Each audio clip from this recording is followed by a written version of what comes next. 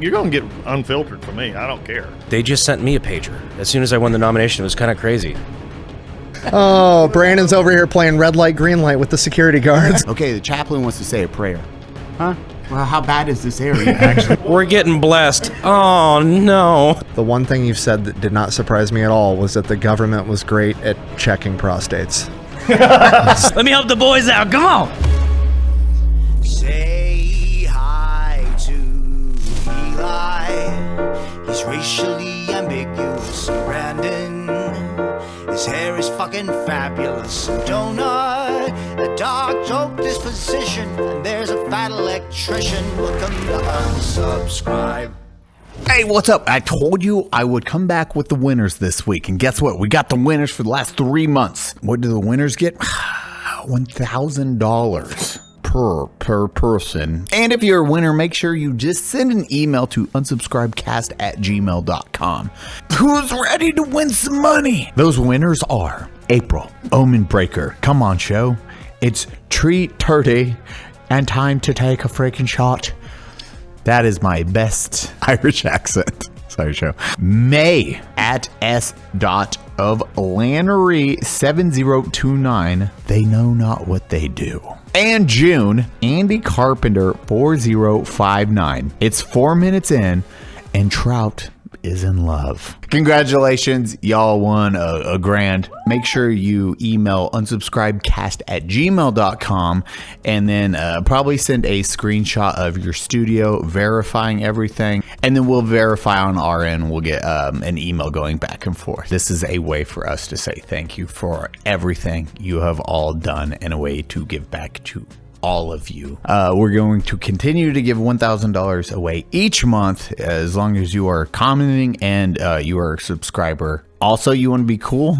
Killer Apple just dropped. Yeah, that's right. The Killer Apple that was gone for a long period of time. We redid it in the proper formula, energy hydration. So you get 100 milligrams of caffeine and you get magnesium and potassium. So you're hydrating at the same time. It is perfect. We also had some legal things with the Goth Girl spit. Don't worry.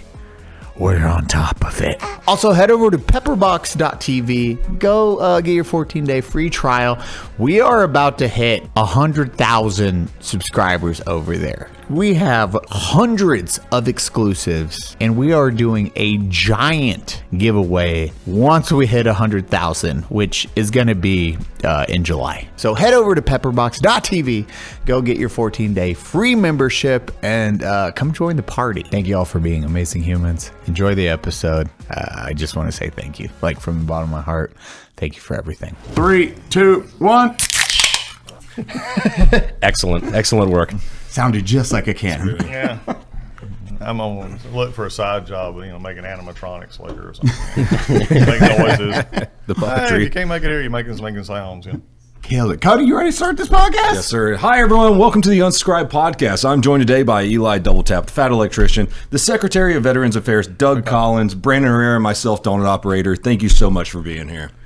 What is up, everyone? Look who we got. Finally, we got you on. You have been requested many times. So It is an honor to have you on. And, do you have any idea how hard it is to kidnap a cabinet member? Yeah, it is difficult. Yeah, I don't think we'll use those terms. There may be some people coming here in a minute.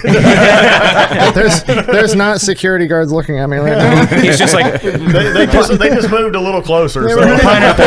Pineapples. They were being really nice to me. Yeah, they would. No, it's good. It's good to be here. I'm glad to be here. And enjoy getting the message out, talking about stuff. I mean, again, just like y'all, I'm an average person who just happens to have a big job, and background comes in. I just retired about a month ago from the Air Force. Was in the Navy for a while before, and so this is just I'm glad to be here just to sort of shoot the crap with you guys. I didn't realize you did the from Navy to Air Force. Yeah, I had a blue coloring issue, so. Oh, this is gonna be fun. Dark blue to light blue, But I actually spent more time with the Marines when I was in the Navy side. In my initial training, I spent more time with the Marines. Corpsman? No, Chaplain. Oh, that's okay. awesome. Yeah. Dude, I just did a video on a chaplain. Yeah. Do you watch it? Have you watched any of his stuff? If you're a big history buff, A little bit, yeah, I have. Good stuff. He does Chaplain stuff. Chaplains are interesting. if you really wanted to dig into something that's really interesting, is chaplains. And I know Pete right now is sort of going through a lot with the chaplain corps and getting back. And I think it's just a matter of, letting chaplains be chaplains, who they are. And I think that's it. They're in the military. We have every, role and responsibilities of being in the military, but yet we have a little different, calling as well. We have the, the endorsement side, and then we have the call, and then we have the military side. So a lot of great stories that come out of that. Yeah, I mean, reading about this guy, I mean, his nickname was the Fighting Chaplain. So I mean, he was in all kinds of combat and crazy stuff going on. But even then, in like his memoirs, he talks about how important his role was as a chaplain, just because he had even people that weren't religious coming to talk to him about personal issues back home. And he a couple examples he gives was like, he had guys, this was World War II. He had guys where his one of his soldiers' houses had burnt down, and the insurance needed his signature and his wife's signature on the documentation. So like, he was instrumental in helping the soldier get the paperwork done so his wife could have a house while he was getting ready to go into combat in World War II. Like, it's amazing what chaplains end up doing. Because again, you can come to us, especially like from an Air Force perspective, we have 100% confidentiality. I mean, you can come tell us anything and we're bound. You own the conversation. And that's different actually than some of the other, branches they have. It's a little there, that confidentiality is a little bit different. It's still there, but it's a little different. And ours is 100%. Why is that? I think it's just over time how they described it and how the Army and Navy both devolved. I mean, evolved probably is a better way to put it, not devolved, but it is. So I think they can come to us and again, think about this. All your old war movies, everything else. I mean, from Patton to MASH, dear God, Chap. Hey, I'm and the interesting thing is you talk about fighting chaplain kind of stuff is I'm a Southern Baptist. That's my denominational background. I mean, SBC, NRA. I mean, shoot, I've shot guns since I was a tiny kid. But when I'm in that role, I'm a non-combatant. Now, that doesn't mean that, when I was there that, I was going to take things lying down. But at the same point in time, I had my assistant. I had to press with me. But I think what you have to understand is not my role there. My role is different.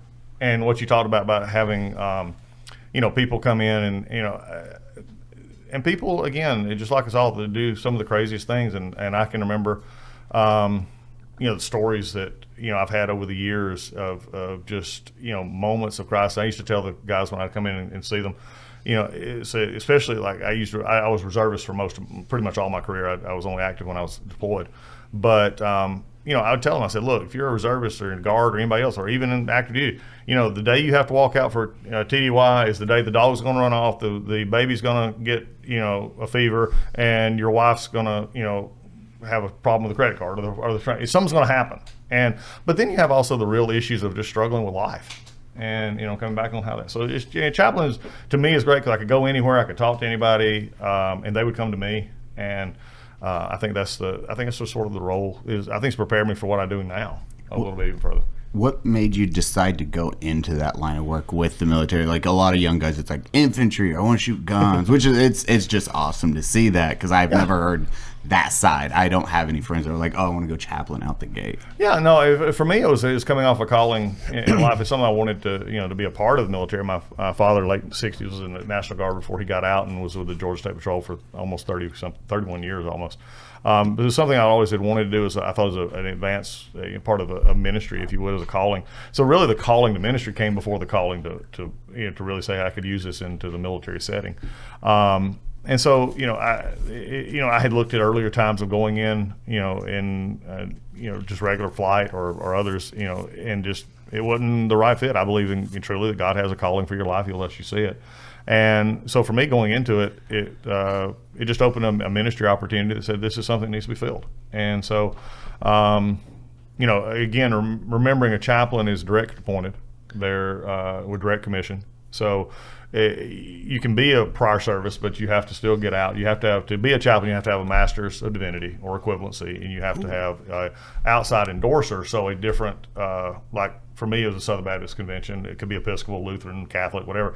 You have to then be endorsed by that denomination. Now, interestingly enough, both the military and the endorser can stop your career.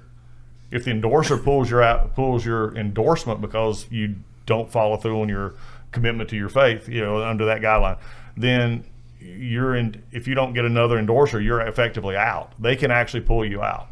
What would that circumstance look like? It doesn't happen a great deal, but let's just say that you have a difference of opinion of theological belief. I mean, you're getting into again, Southern Baptists believe and have a doctrinal kind of belief, a foundational belief, Baptist faith and message that says, okay, these are the things we believe. I'm just going to think of maybe an example that's probably the people would look at.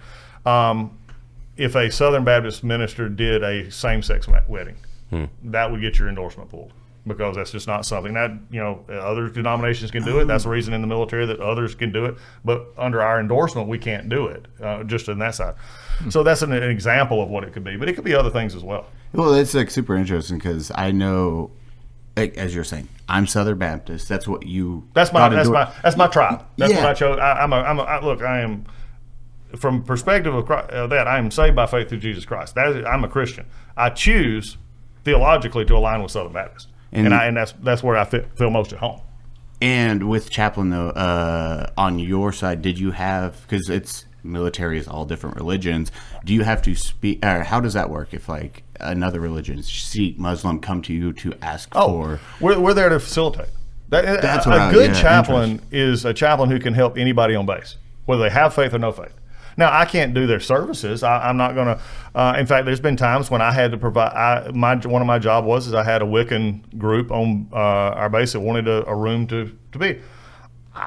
That's not something that personally I believe in, but I went out, I found the room, gave them the room, said, "Here, go do it." If they have issues with food, they have issues with dietary restrictions and stuff, they're having trouble, which shouldn't be a trouble. They come and I can interject. A chaplain can interject with a chain of command and say, "Oh no, this is something you got to do." And so, I don't have to agree with everybody. It's just like politics, life, and marriage. I don't have to agree with everything, but I am there to facilitate. And this is where we get in trouble sometimes. Is if there's a lot of times there's this idea outside the military, but even in the chaplain ranks, is I'm there to convert or I'm there to do. Well, that's part of who I am. If you ask me, I'm gonna tell you. But my main job is to make sure that, bottom line for a chaplain is to make sure that the troops are ready for what they're supposed to be, and that's to fight and win our nation's wars. Bottom line. And so, if they have other issues, they have issues that we deal with, we'll deal with those in counseling.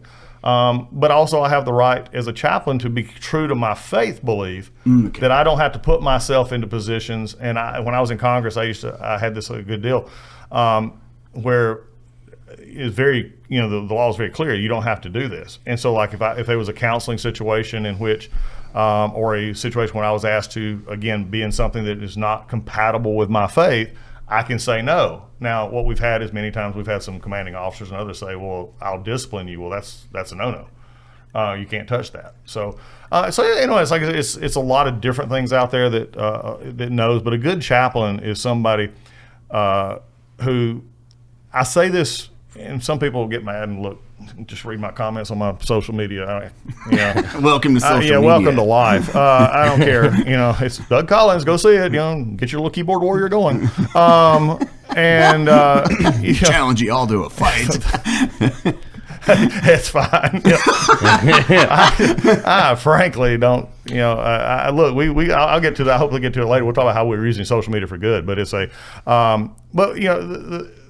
the issue is you're to be there. If I'm doing a service, it's going to be Baptist service. If you come to me and you ask me, what is my belief in the afterlife? I'm going to tell you what my belief in the afterlife. I'm going to tell you how I believe you need to get there. Now, if you believe it, great. If you walk away, great. I'll pray for you. I'll struggle with you, but those are the kind of things. So I think in the bigger picture, I'm out now. So we're so worried about offending people in our faiths. And especially, and what we saw it was, and many times is the middle grade officer. What I'll say is from late captain, major, lieutenant colonel, there's that, I don't want to do anything to mess my career up. And so they just stay away, anything religion, we just stay away from. Somebody says, God bless you, have a great day. Oh, that you can't do that. Yeah, you can. But again, we get all wrapped around the axles. I feel like that's a problem in government in general, where there's no incentive to overperform, but there's a lot of potential downside if you do the wrong thing. So everybody's just scared of their own shadow. They don't get anything done, because if they go above and beyond and they're an excellent employee, you don't get any special treatment. There's no reason to excel. I can see that a little bit. We got to see it with the 2/5. I mean, we experienced it in the past working with the military or the Army specifically. It is that fear to do something or to be They just want to do the bare minimum or just not rock the boat. Yeah. So anything scary, they're like, I'm not going to touch that. Well, number one, and I'll just say that I know you have something, but one of the things is, I want to say this for all my chaplains out there. I have, I think the best chaplains are the ones that have the strongest belief system. Hey, Trout, which organ do you think our group uses the most? Our Stop. second, probably our livers. Why would you say that?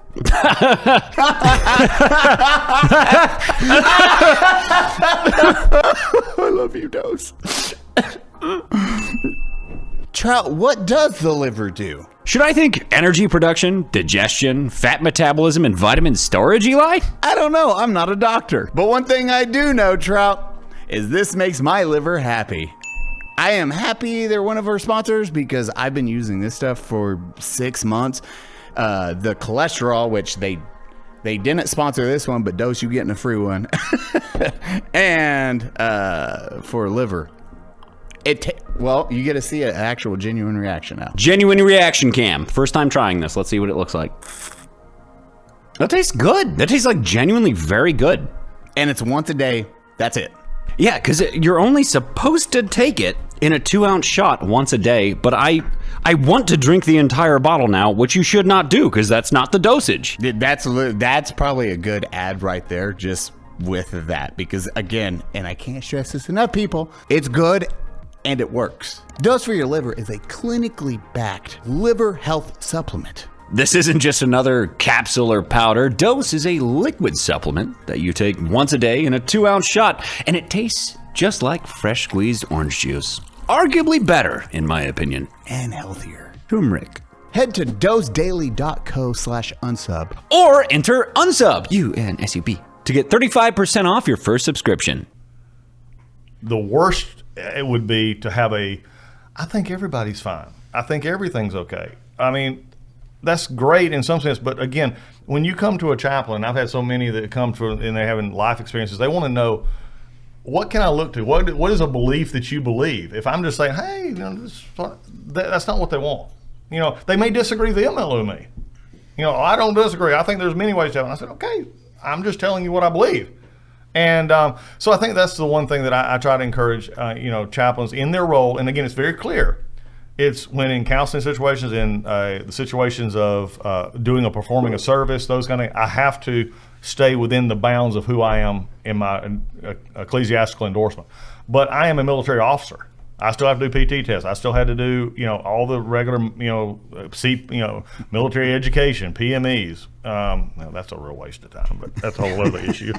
Like I said, I'm out. I retired. Thank you.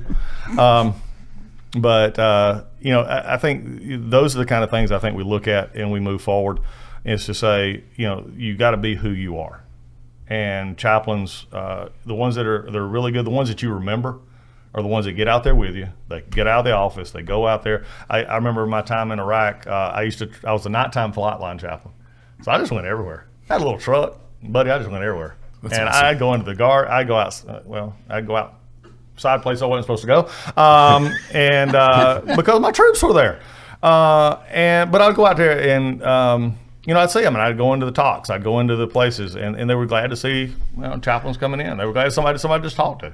And they knew it wasn't going anywhere. Those are the best jump scares ever when you're in the military. I know you've had it. Where you're goofing off late at night, doing something you're probably not supposed to be doing, and then, hey, what's up, guys? And you turn and you just see officer rank. You're like, oh God, I'm in trouble. And you're like, oh, it's the chaplain. Okay, hey, what's up? How's it going? You're like, I'm not in trouble. It's fine. One of the funniest stories I ever had. I was out one night, and you get to know the same groups. I think we're the same orphans that were just left out, and nobody wanted us in the daylight. So me and this whole group was out there at Balad, is where I was stationed. Beautiful base. It was, and it was very nice when they rain down stuff on you every day. Hey, here it comes. After the first week, you just quit worrying about it. If they hit me, they hit me. But I was out there one night on one of the backside gates, and you just had it's a really cool story. Here's about a 19-year-old kid. He's out on the gate by himself, and I pull up at like a 1 a.m., 2 a.m. kind of thing. I'm in the back. The great thing about chaplains is we had rippets in the back. We had typical of that, so it keep you going. And so I just pulled up and I waited. And I'm like, okay. Nobody came out. Nobody came to see me. I waited for a bit longer. I mean, this began to be like 3 or 4 or 5 minutes. I'm sitting there. I'm like, okay, did everybody go home and they forget me? I mean, what's happening here? And about this time, I hear him stumbling out of the guard shack. It was a little thing. And he was like, oh, sir, I'm sorry. I didn't see you there. I was done. And so I said, hang on. I said, you're fine. I said, but just let me ask you, what were you doing? I said, because if your commander had came by, I'm Doug. I'm helping you here. But if your CO came by or your first shirt or somebody came by, what were you doing? And this is where, you always have that turn. It's like, oh, I just caught sleeping or whatever. He said, well, and this is why I believe our fighting men and women are the best in the world. He came out and he said, sir, and this was in 2008 when I was there, 2009. He said, last year before I joined, he said, it was during if you remember the Great Recession and everything of 06, 07. He said, he was from New England. He said, my dad was a contractor. He said, a builder, and we didn't have any money. Mm-hmm. And he said, and when I joined, he said, last Christmas, we didn't have anything. He said, my sisters and we just didn't have any money. And he said, I joined in, and I'll never forget the next words out of his mouth. He said, and this is an A1C. He said, I'm making big money now. I get choked up a little bit about it, just thinking about this. And he said, I was back there and I was taking out how much I was betting my pay. And he said, I was doing my hazardous duty pay. And he said, I was writing it all down. He said, how much did he said, I put a little aside for myself, as if he was apologizing for it. And he said, this is how much I'm going to send home to mom and my dad. And he said, but I had to make sure that I had enough to get my sister a computer. I sat there in the middle of the night and I said, if half our country, just half, put that much time into thinking about where they were and what they're not, in the middle of a desert, in the middle of a war, we'd be a lot better off. And I said, well, but, I tried to play good chaplain and said, no, good job. And I said, hey, bud, I'll see you again tomorrow. Y'all be good. Just get out. Just make sure you're watching out next time. I drove off in tears. Oh, I bet. I mean, it was just, and I've shared that story when I was running for Congress. I shared it all along. And it goes to me, if a kid, and I just say this out loud, if a kid in the desert can take a piece of paper in his own check and make a budget, by God, the government can too.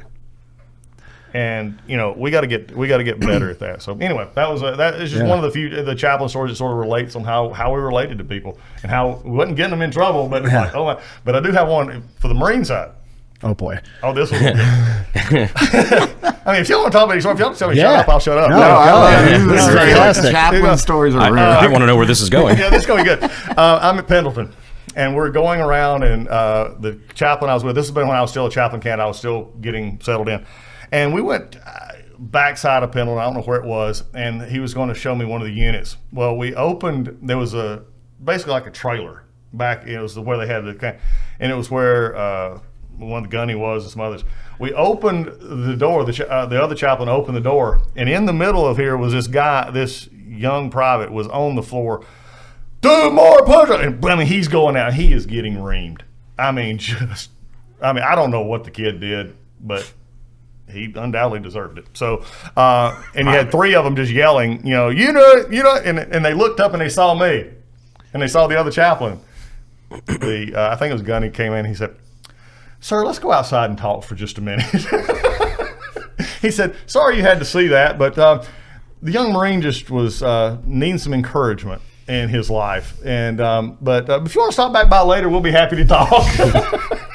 Corrective exercise. So 30 years later, I hope I hope this young private grew up to be Sergeant Major of the Marine Corps. I don't know, but I know for that day he was learning a lesson. Let's put it that way. God. You were talking about getting shelled in like Balad and things like that. Me and Eli were having a conversation just yesterday, and he told me a very interesting life hack for being deployed in a combat zone.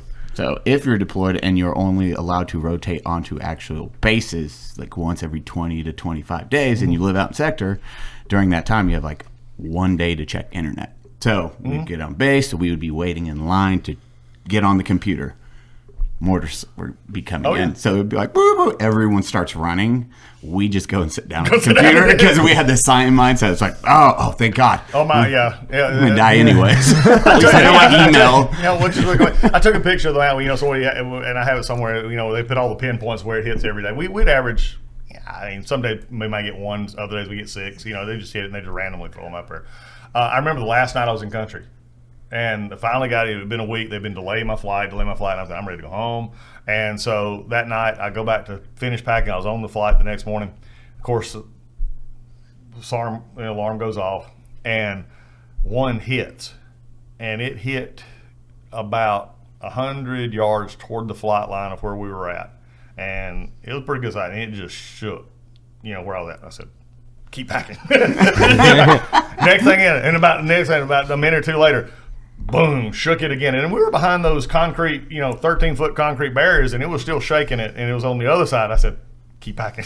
So I just kept packing. I said, if they get me now, they get me now. But you learn to live with it a little bit. I'm just picturing young Eli, mortars are coming down. He's just on the computer like, what happened with Janet Jackson to the Super Bowl? Yeah. There's like MySpace music. Okay, that one's way looking better. up new camera specs for what's coming out in the next 6 months. Well, my God. The jump scare I had, as you were saying, when you turn, you're like, officer. Oh, it's a chaplain. Thank God. Ours is, hey, you guys are moving to a new AO. Rules of engagement's changing slightly. Pretty bad area. Okay, everyone, we're like, hoo-ah, let's do this thing. Okay, the chaplain wants to say a prayer. Huh? Well, how bad is this area actually now? Why is he here? It's those ones you don't see often. You're like, uh-oh. We're getting blessed. Oh, no. Here, let me throw water. Here we go. When I was in guard, because I was in the headquarters place where we drilled. So it was like the medics, the scout sniper platoon who I was attached to, and then like the radio guys, and the chaplain also drilled there. So I saw the chaplain all the time. And our chaplain was 6'4", probably 325, 350, but he would like actively competed in strongman. Yeah. And I think he used to do like not WWE, but that style of wrestling also. Yeah. Dude was hilarious. He would be walking up and just like pick up the mortar base plate in front of privates, just showing off like, you need some help, son? And just grab it and just like one hand it and walk off. Like he was so cool. When your chaplain's the fucking mountain. Bro, like legitimately, he was huge. He was so cool too. What supplements are you taking? Jesus Christ. He pumps me up every day.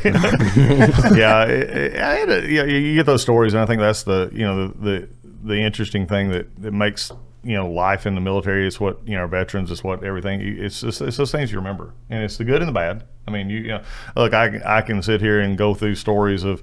I've never understood, and from my perspective, I've never understood why people wait till their loved one is in the war zone to tell them if they don't love them, they're divorcing them, or something's wrong at the house.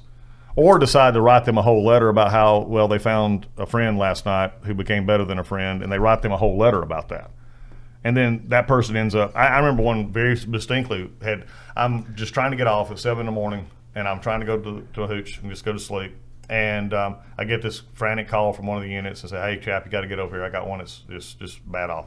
I said, okay, what's the problem? I said, y'all just got here. What's wrong?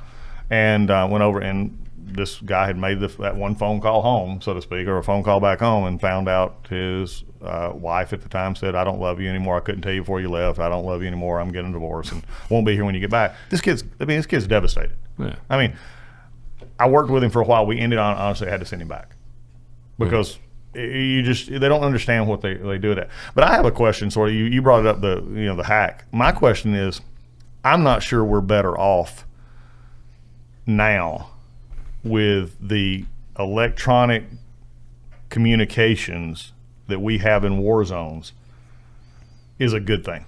It's definitely an OPSEC nightmare. Definitely Pandora's box. Like it got opened, you're never going to put it back in, but I think there was definitely an advantage to like World War II era of like, I'm going to fight the war, I'll be back when I get back.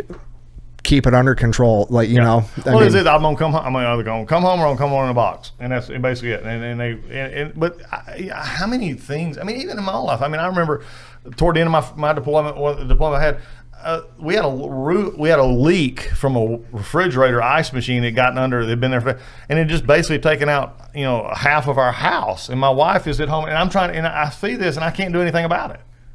And it's like, okay, is that a good thing for me to know, or would that have been better for me to get 2 weeks later in a letter? Definitely better without. Yeah, but it's a struggle. But then there's the other side of it and we saw it a lot, especially in the early days when, like, because this is all brand new. Like, there's never been a major conflict really fought where people had cell phones and Starlink. And then so we saw it in the beginning of the Ukraine war, where you'd have a soldier or like soldiers that they, were catfishing on Tinder to try to figure out their location. You had guys that were taking selfies like, oh yeah, we're all huddled up in this high school gym. Like, this is where we're staying for the night.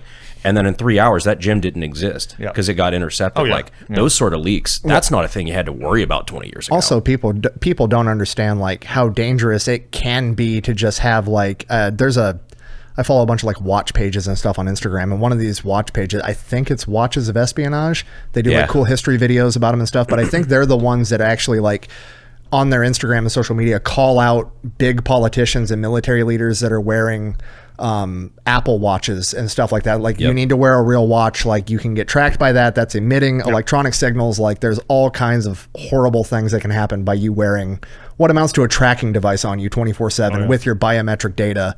And it's like there was that one guy recently. He was on an aircraft carrier, and he had his running app on his watch, and all you see is circles being ran in the middle of the ocean like this because he was just doing sprints around the aircraft carrier.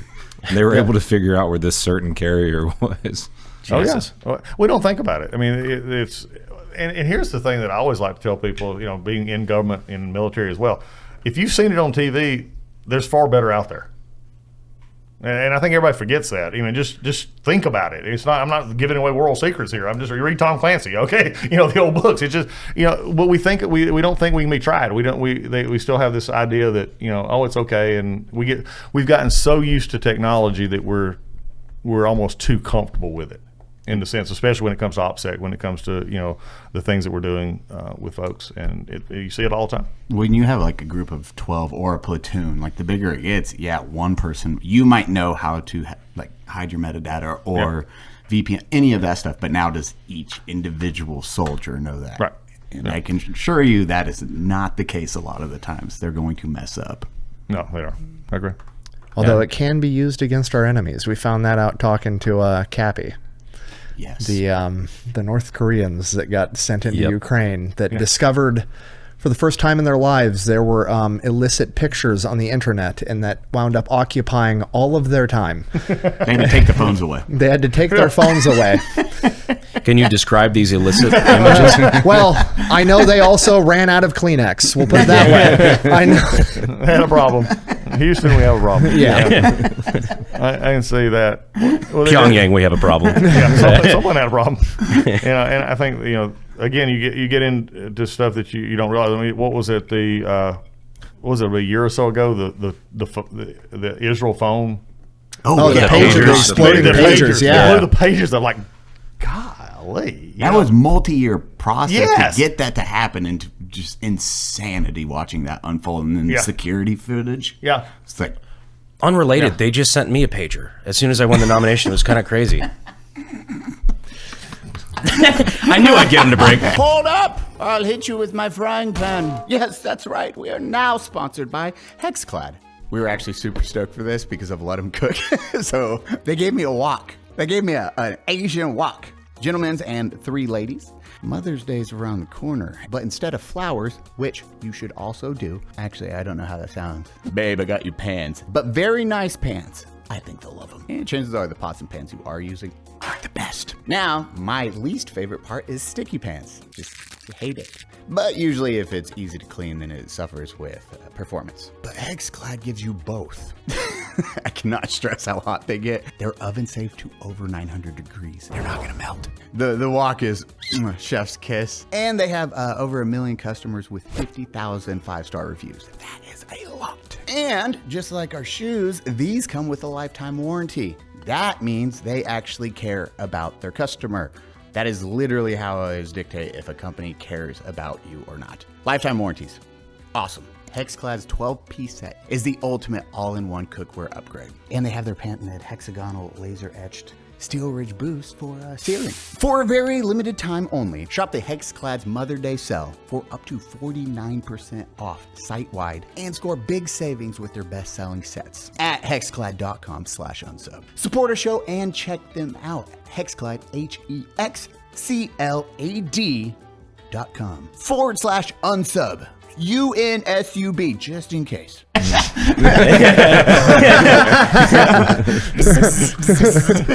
Oh, Brandon's over here playing red light, green light with the security guards. Here comes Tito. Here we go. Thanks, guys. Been fun. The first thing I said when they walked in, because obviously, you know, there's a decent security detail for, you know, you're a somewhat important man. Yeah. My dog doesn't think so. First thing I said was, "Oh, hey, you're the guys that are here to shoot me if I get too twitchy."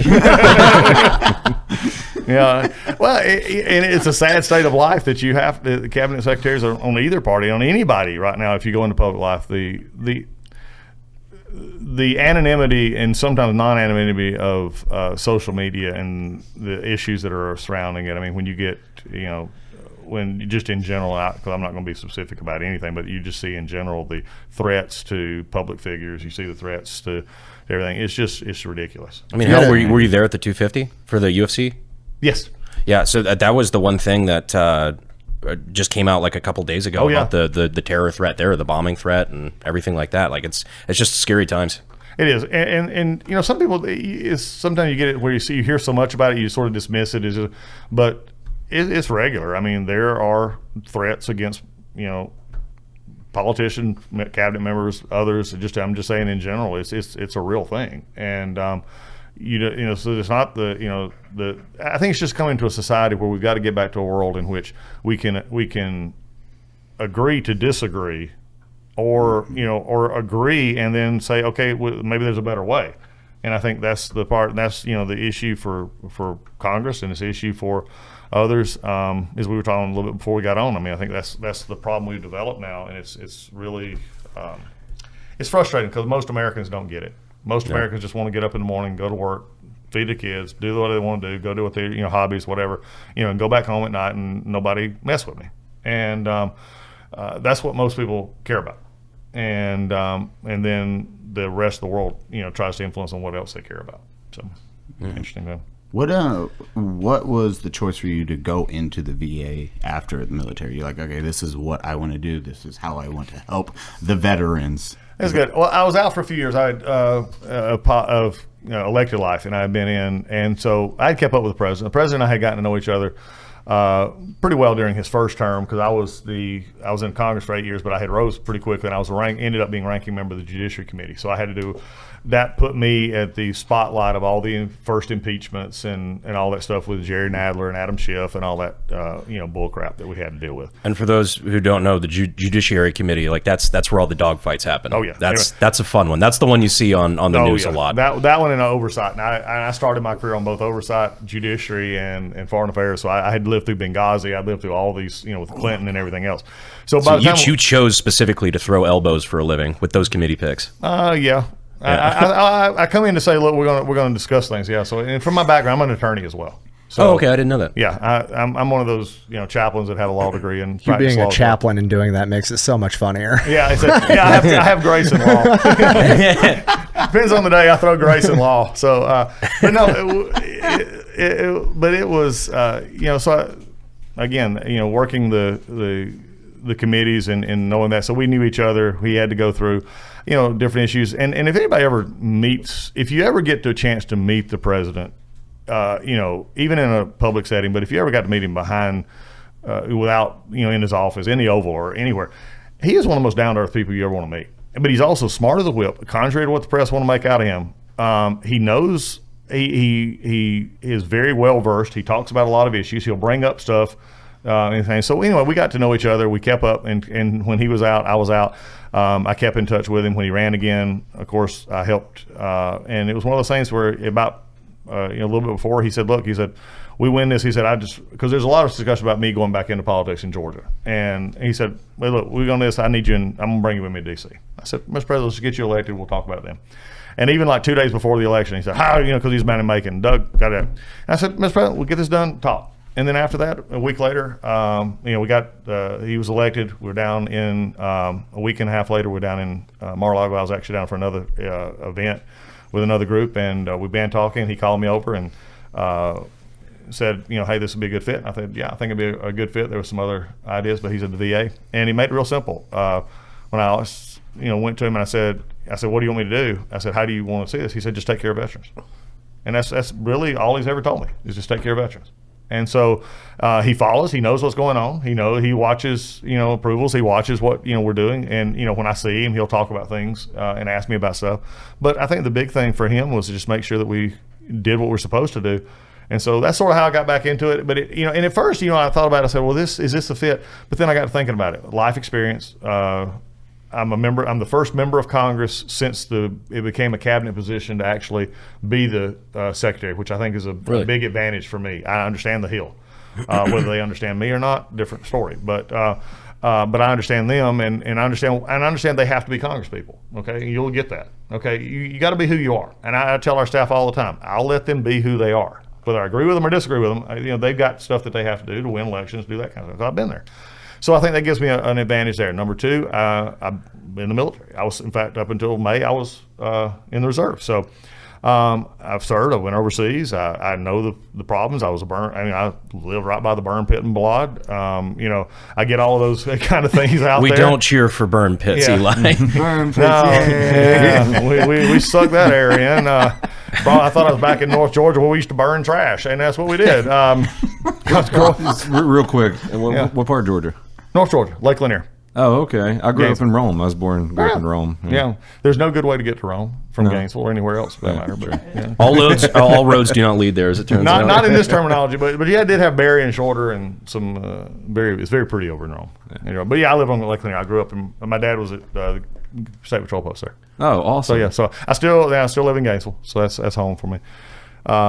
So had that, and been in, and then also with the experience of being a lawyer, is taken care of, and so is understand. So I just think it came together in a good fit. And my bride, who graciously moved to DC to be with me, if she hadn't, we probably wouldn't have done that, because I spent a lot of life traveling. She travels most of the time with me, but we decided this is our next phase of life, and I go into it, nothing really, from my perspective, I will say, I'm going to do what's right for veterans, and I'm going to tell the truth. I'm going to honestly tell the truth. And if that puts you at odds, whether it be press or Congress or anybody else, I'm going to say, no, what you're saying is wrong, and I'll fight back. And also I come to it with a little bit different perspective.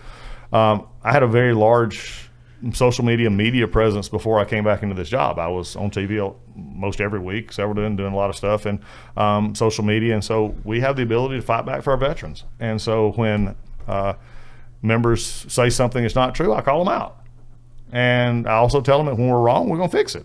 And so I think that's what made me say this is a good fit for this time in my life. Because I'm not looking for the next step. I'm not looking for anything. I just got this time to say, hey, what can we do to fix an agency that is actually a very good agency? It has very good intentions, very good hearts, a large agency, but over the years has been allowed to be beat down and told that they were bad for so long that it's like, I'm not going to reach my hand out because it's going to get slapped. It's like working for a commander who, doesn't want anybody else to get credit, and if you try to do something, it's, you get popped back down. Well, it's very similar. Even if they're wrong, there's just is the way it's handled.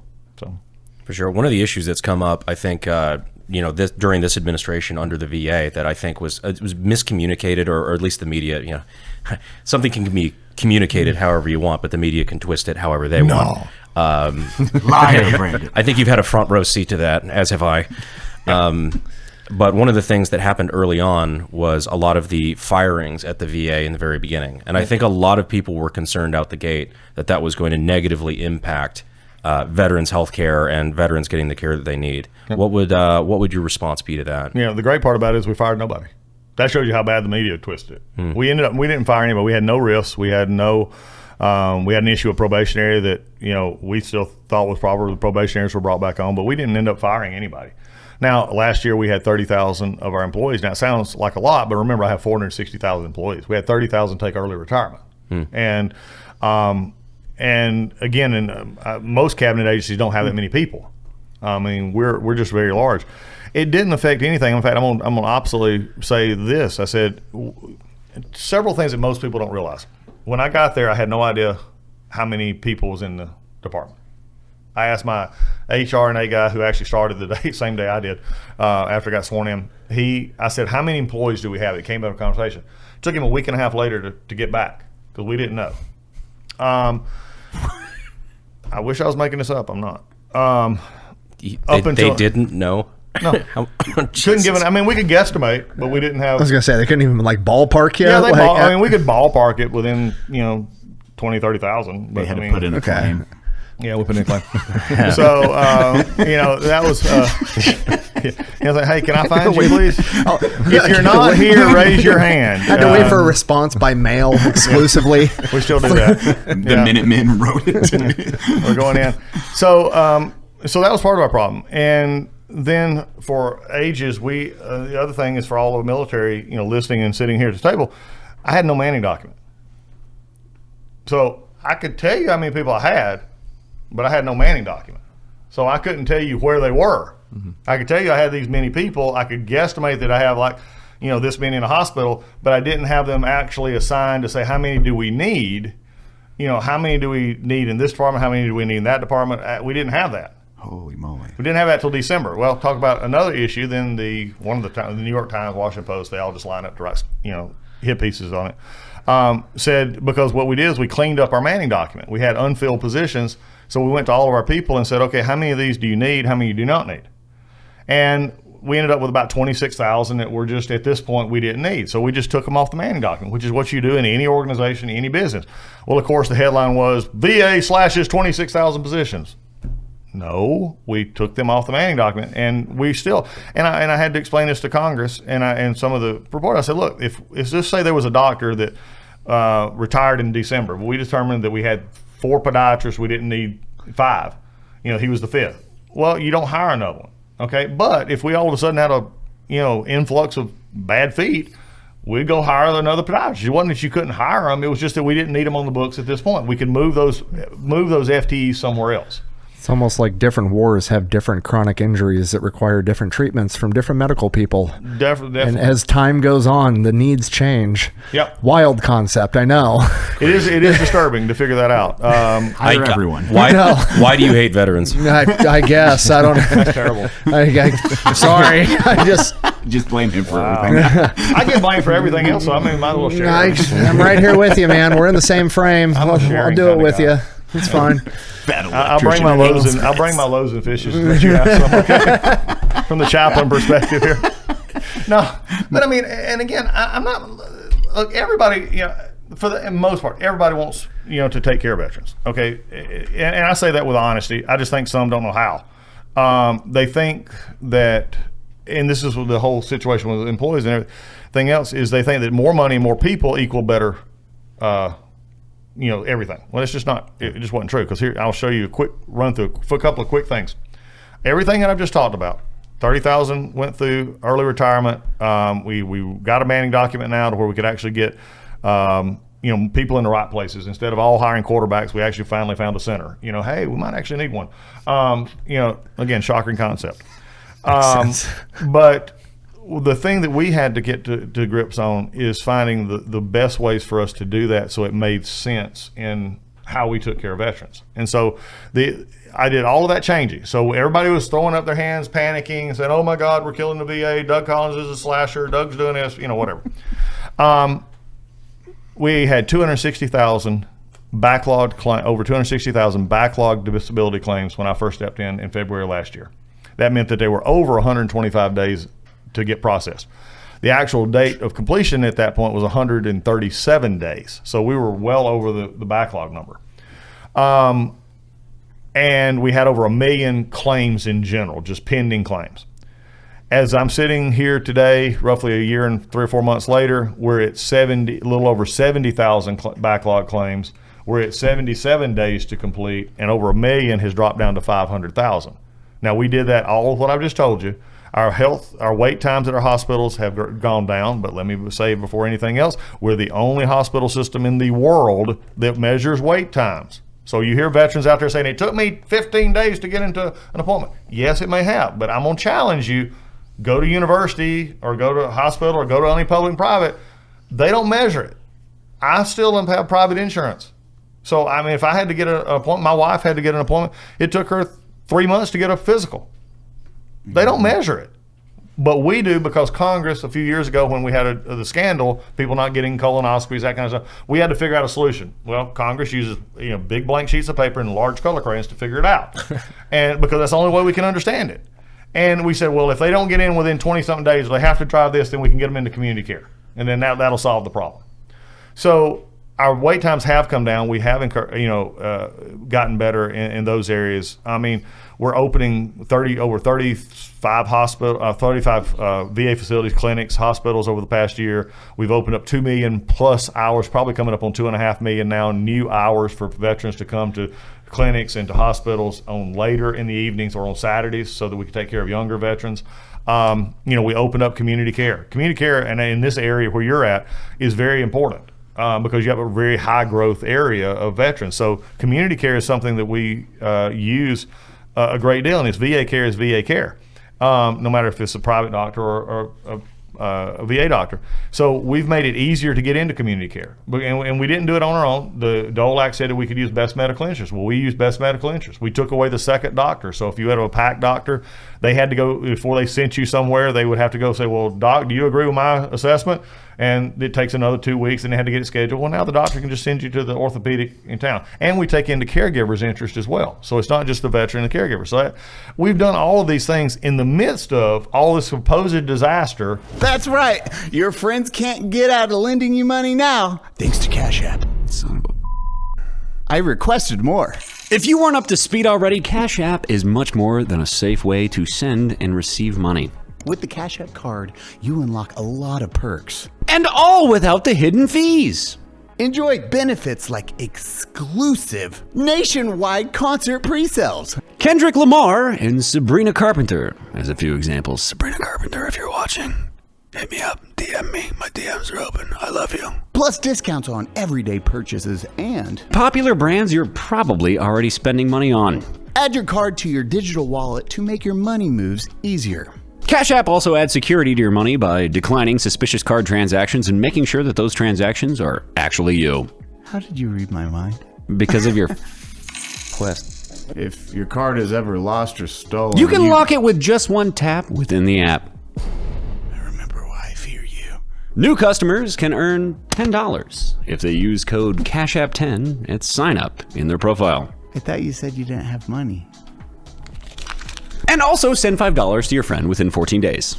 Terms apply. Cash App is a financial services platform, not a bank. Banking services provided by Cash App's bank partners. Prepaid debit cards issued by Sutton Bank, member FDIC. Cash App Visa Debit Flex cards issued by Sutton Bank, member FDIC. And the Bancorp Bank, N.A., pursuant to a license form from Visa USA Incorporated. See terms and conditions for the Sutton Prepaid Bank Card, Sutton Debit Flex Card, and Bancorp Debit Flex Card. Cash App green features, savings, direct deposits, roundups, overdraft coverages, and discounts provided by Cash App, a Block Inc. brand. Visit cash.app/legal/podcast for full disclosures. Of an agency that was just right-sizing itself. And so that's what I have. And that's when you nailed it earlier when you said that people have this idea that more employees and more money means better care, better service. That is one of my biggest gripes with, politics in general, just the way the government's run as with Congress. And tell me if I'm off base on this, but I feel like I got my finger on the pulse on it decently. That instead of solving real problems or finding out practical solutions, all they want is a win on a mailer, which means that they can say, oh, I passed a new law. Didn't matter if there's already a law in place. Didn't matter if that law actually fixed anything, or I allocated more money. Yeah. And a lot of people, and I think my former opponent was one of them, where he just was touting the amount of money that, well, I allocated $18 million to this project. It's like, okay, well, half of them never got built. And if they did, it didn't solve the problem that you were trying to go for, but they can claim it as a win because, well, I spent more of your money. That's not how we're going to solve problems. If we want to buy a Pokemon card, does it matter if it's a $16 million collectible Pokemon card or a 5-cent Pokemon card if it's just a Pokemon card? You know what I mean? Like, you're just wasting more money for the sake of wasting money to say this one's shinier. And I think the results are no different. That we saw that a little bit. I'm not sure that I ever got a Pokemon card. Do you want one? We can give you one. Someone get this man a Pokemon card. Jenny would not let me have a Pokemon card. Get this man a Pokemon card. Is that one of those things where you say, I don't even know what that is. Pokemon! Yell Pokemon when you hit him. Pokemon. Now you know that I'm the ancient one in the room. So Well, no, it just mean like, I don't know, like the throwing more money at the problem. It's administrative bloat. You can look at it in even colleges. Like the amount of college administrators has gone up 1,200% since 1970. Has the quality of college graduates graduating from college right now 1,200% smarter than they were in 1970? I would argue it's going the other direction. But And that's the Department of Education, period. I mean, since we had the Department of Education, quality of education's gone down and cost of education's gone up. So real bang-up job there, Jimmy Carter. Well, Elon caught 80% of Twitter, and then in 3 years had it turned back around where it's like, oh, look, we didn't need all that. It was all bloat, and now we are back to the exact same worth. And look, there's some areas that need, and one thing I want to be very clear, because I mean, there's people who like to get on social media and yell on the phone and tell me how bad I am, and I just want to tell them, number one, that this is, whether you like it, not like it, or anything else, I just need you to know that quality care, that somebody is going to have a bad day at the VA. Yeah. It's going to happen. We're going to try and fix it. We're going to try and make it better. You didn't get what you needed, or something happened. But again, put us in the same sphere as the integrated healthcare system that we are with every other integrated healthcare system. They talk. I get hammered all the time. Well, you're not hiring enough doctors. Well, neither is your local hospital, because we can't find them. And by the way, they can pay far more than I can pay. Literally, I have ologist problem, I call it. My ologist problem is I'm capped at the president's salary. Well, an anesthesiologist or a cardiac oncology or anybody like that, I'm paying at $400,000. They could easily walk down the street and get one for $800,000 to $1 million. Okay, I'm dealing with what I'm dealing with, and so that's a problem that I brought up a lot too. Is because it's just we have certain budgets, right? And like you don't necessarily have to advocate for a bigger budget, but some better allocation of the money that you have. Not you, but like specifically, really, it's a Congress thing. Where like I just get pissed off when we have these big projects where it's like, okay, we need to help veterans and things like that. Okay, let's allocate $50 million to building this new park with a fountain in front of the VA. It's like, well, or hear me out.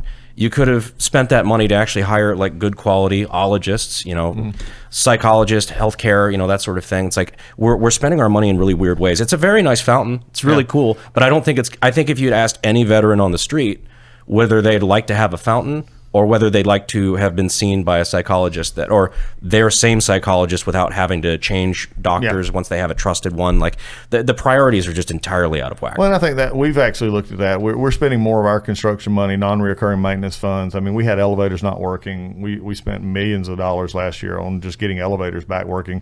Like they should in our hospitals. We have our average age of our facilities are 70 years old, 60 to 70 years old. There's not another hospital in Texas system that is public or private that has that old of facilities. They remodel them about every 20, 25 years at worst.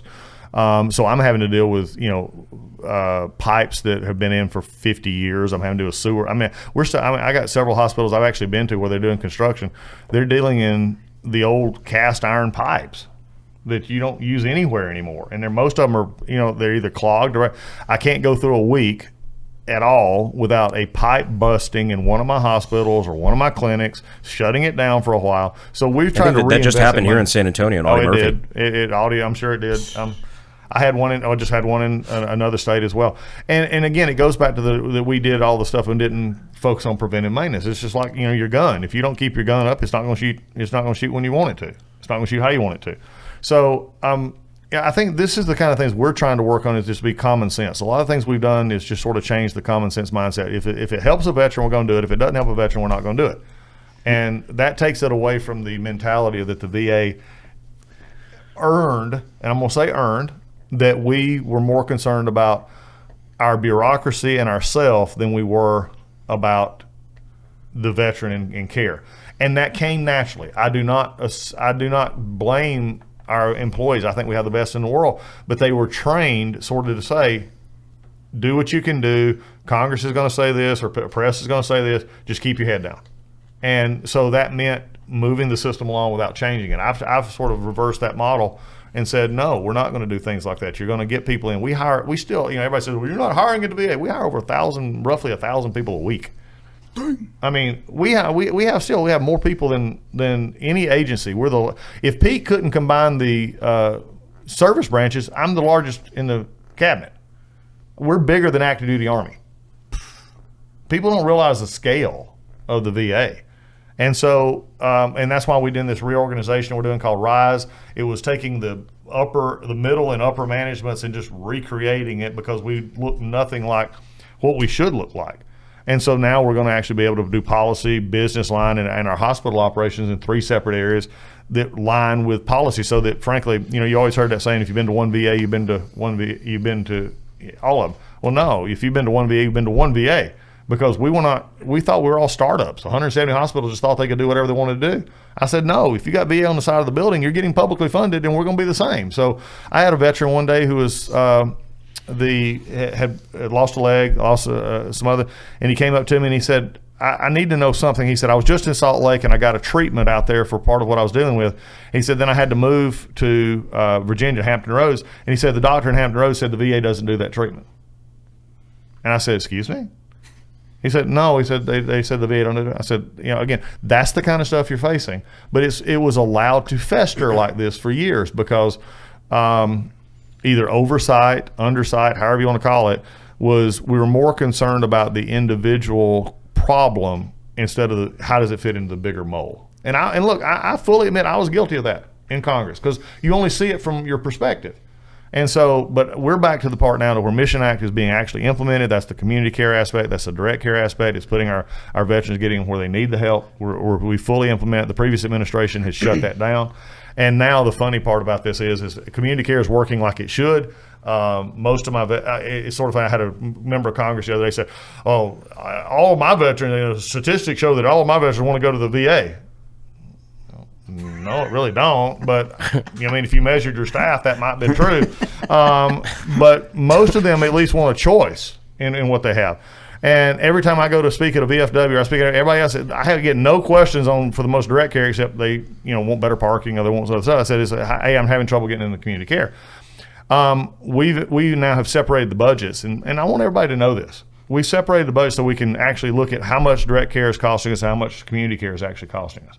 We still spend double in direct care. Our hospital's over 100 billion. We spend about 50 billion in community care. In my last hearings, and you need to go back and watch this. If anybody's really concerned about this, go back and look at the last hearings. I had several questions from members, mainly Democratic members, who said, this was their quote, "We're concerned about the growth of community care." And saying direct care is not growing like community care is growing. Well, so part of it we separated out. Direct care was funding part of it. So it's not, it's a funding. They said, we're concerned about that. Now I'm going to translate that for you. What they're actually saying is, we prefer the VA to handle all the doctors, all the people, and everybody in. We don't want to go out in the community. So in essence, what they're really saying is, when they tell you hear this out there, we're concerned about the growth of community care, what they're saying is, we would like to cut your benefits. Let's just be very blunt about that. Because if they cut my community care budget back, then you're going to go back to the system, and they say, well, just hire all the doctors and nurses. Okay, member of Congress, I'll let you come down for a week and you solve this problem.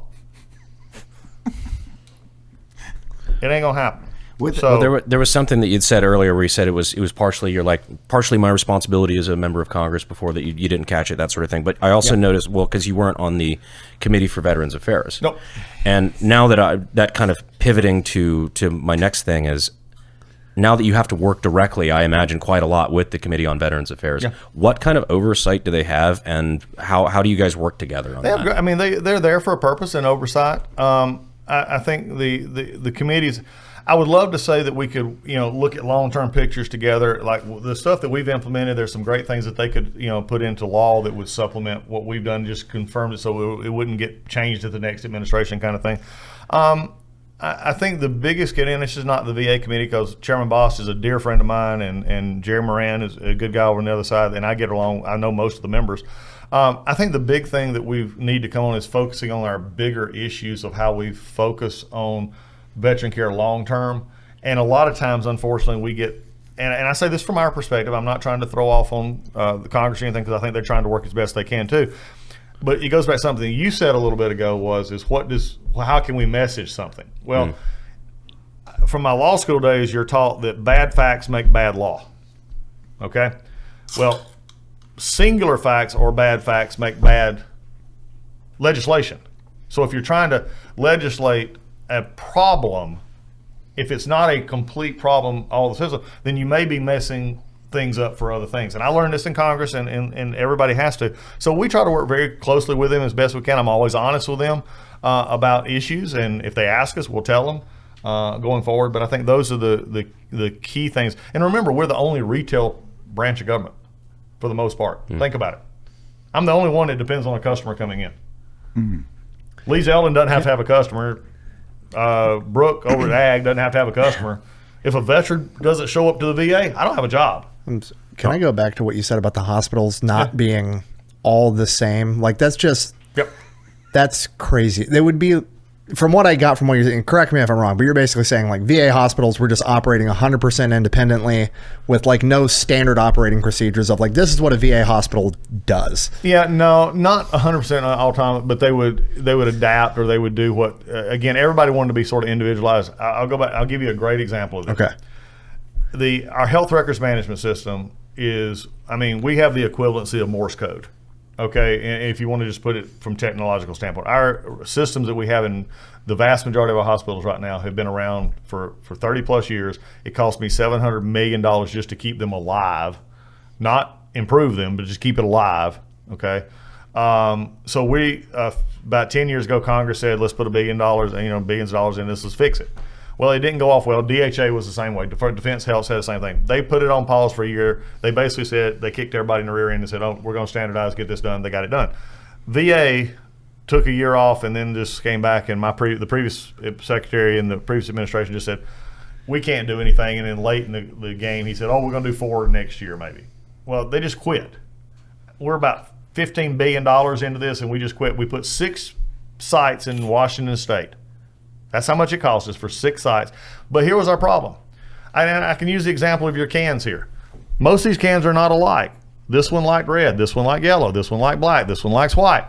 This is what we did. We allowed the hospitals to say, and the doctors to say, I like it to do this. And can you make mine drop down to the left-hand corner instead of the right-hand corner? So we had 6 hospitals that basically had customized, Pintos that said, I like my radio this, or I like this. And some people like bigger cans, some people like smaller cans. Exactly. So, we let them do it. So we developed 6 that didn't work. And Cerner at the time, the company that we used, hadn't kicked the bugs out. So there was some problems.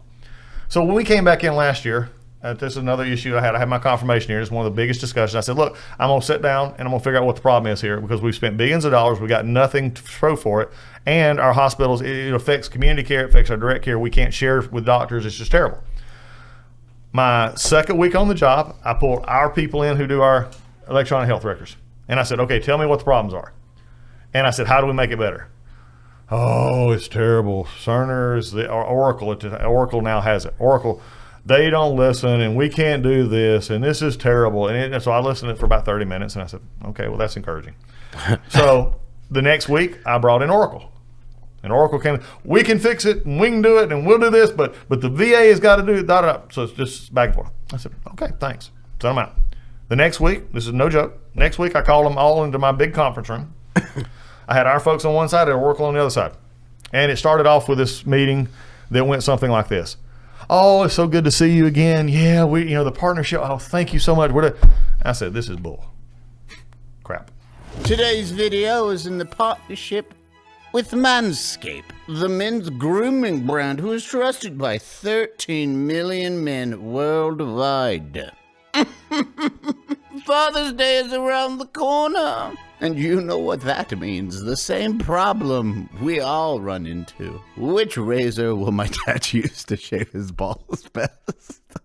Can't even imagine telling my 70-year-old dad, it's like, hey, Dad, this makes shaving your nuts way easier, Pops. But my dad does have a beard.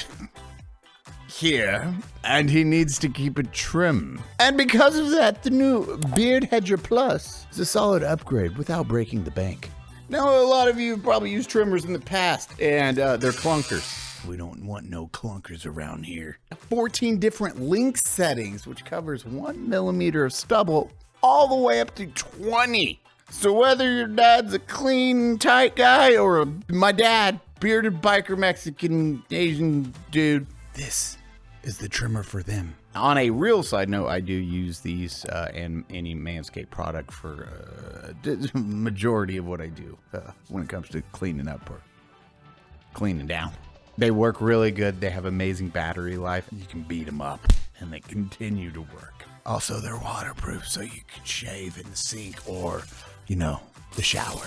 It's Father's Day. Skip the boring stuff and get him something he'll actually use and love. Head over to manscaped.com and use code UNSUB to save 15% off. Plus free shipping. That's 15% off your entire order, plus free shipping with code UNSUB at checkout. And if you need it today, well, you can find Manscaped at a store near you.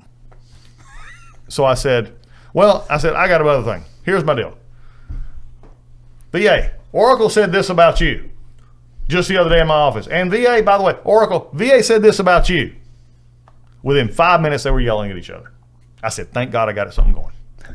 Because for the first point, they finally broke through the bureaucratic nicety bull crap. The fighting chaplain. And started, yeah. Walking up, put headgear on each one of them. Go at it. So then I said, okay, now that we got this out of the way, y'all go lock yourself in a room for several days and come back with an answer. So they went and locked themselves in a room. We standardized on 90% of what their system is. We took 10% because we have special needs that others don't have. And I said, we'll do 10%. We took that. I put Dr. Lawrence, who's my deputy secretary. He's in charge of it statutorily. He's been on it. In March, I think it's March or April this year, we opened 4 new sites in Michigan.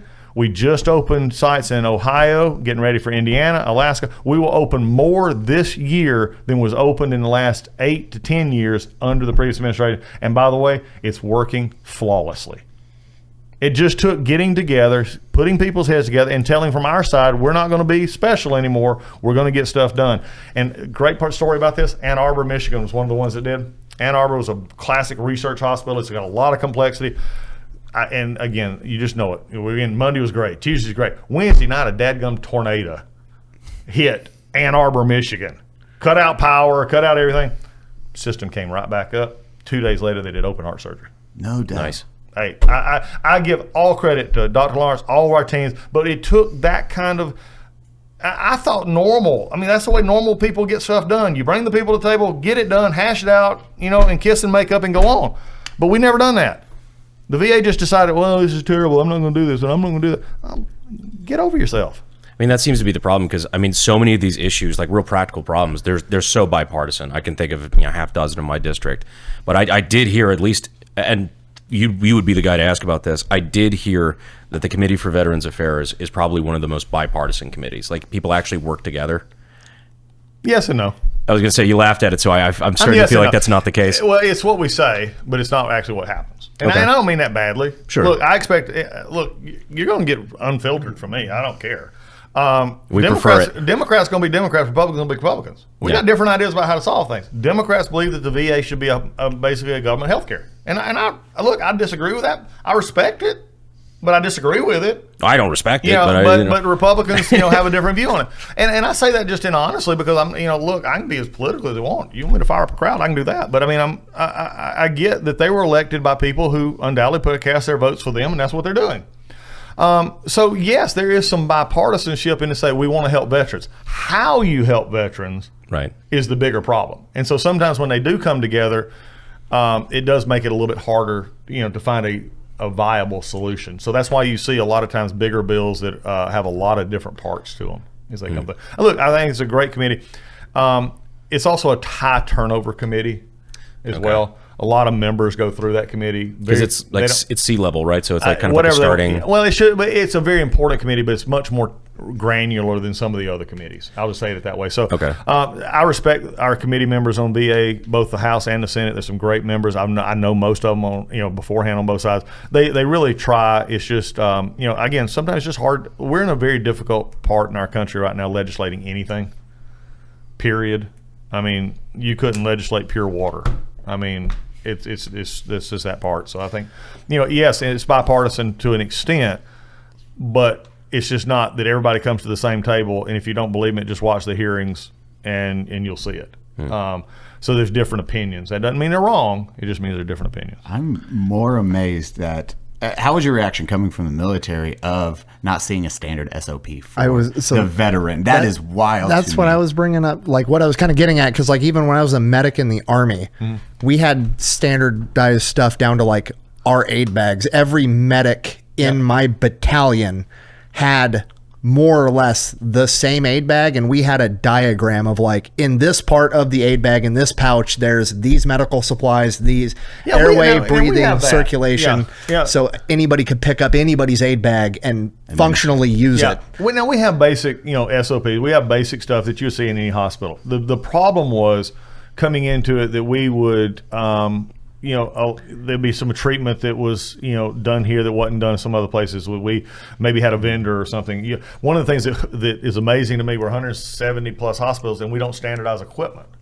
So we have different dialysis machines. We have different IV infusers. We have, which is going to be, and which, by the way, we're changing because the new health record stuff, it just costs us too much to add on a part to it.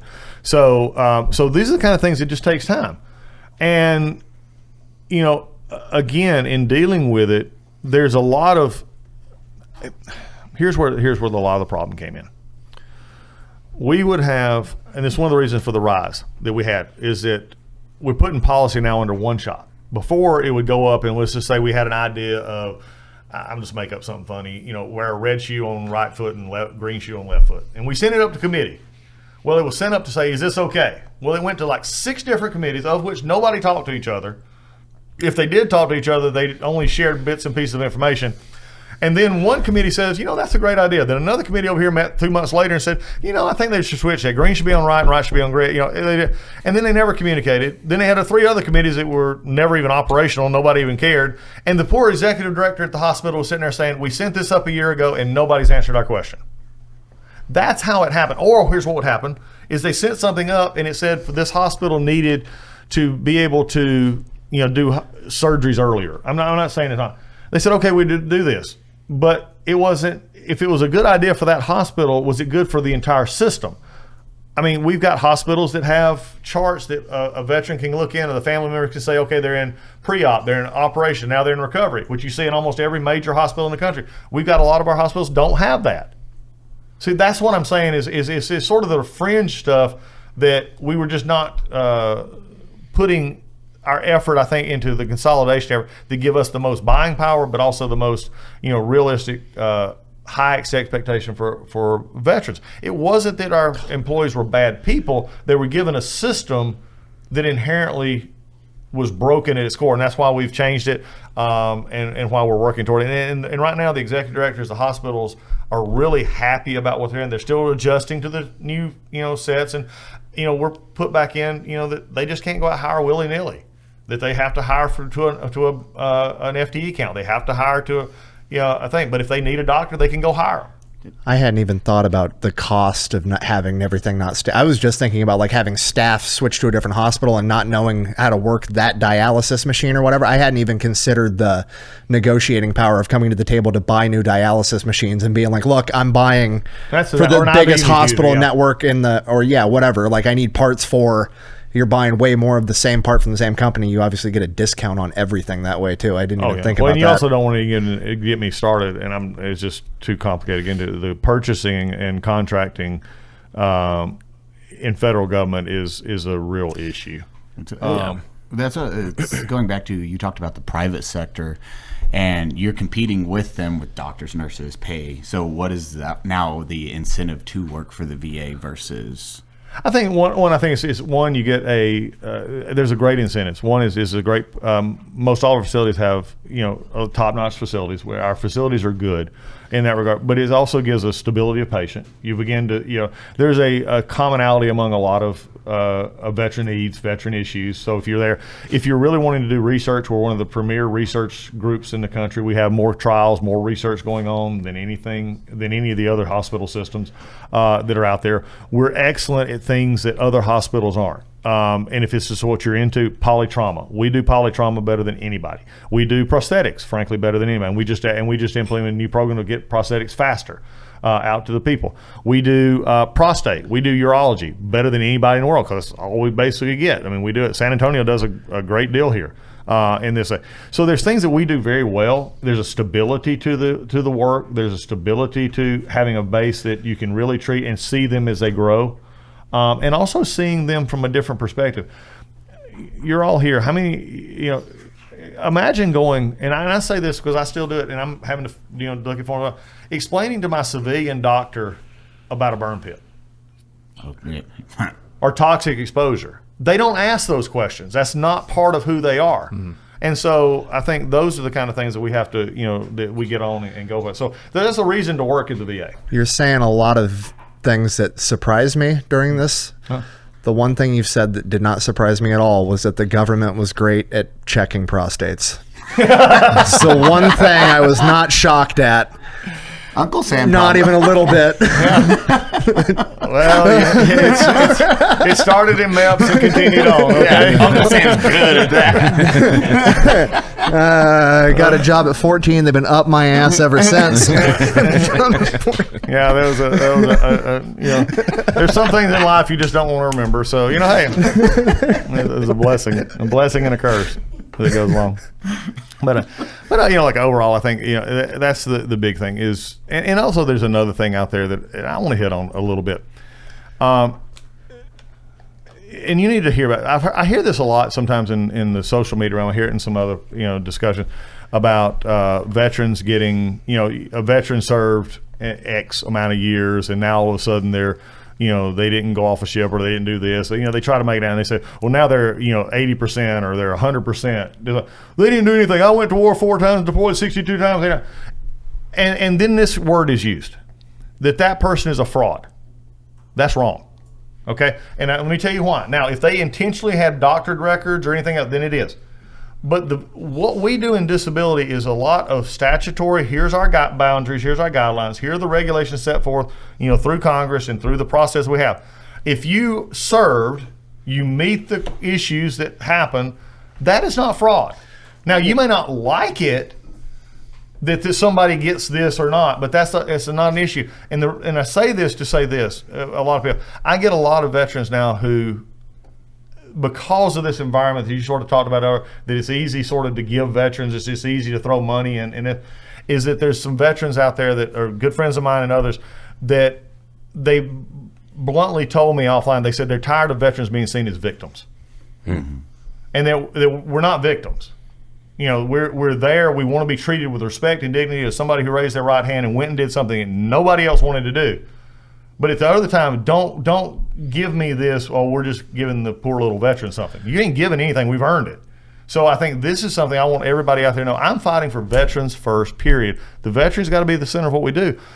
But it's not always as simple as sitting out there and saying, well, I'd have done it this way. Well, no crap. I'd have probably done something different too if I didn't have the information. With that, because this is like a big talking point online with some other influencers that have brought this up.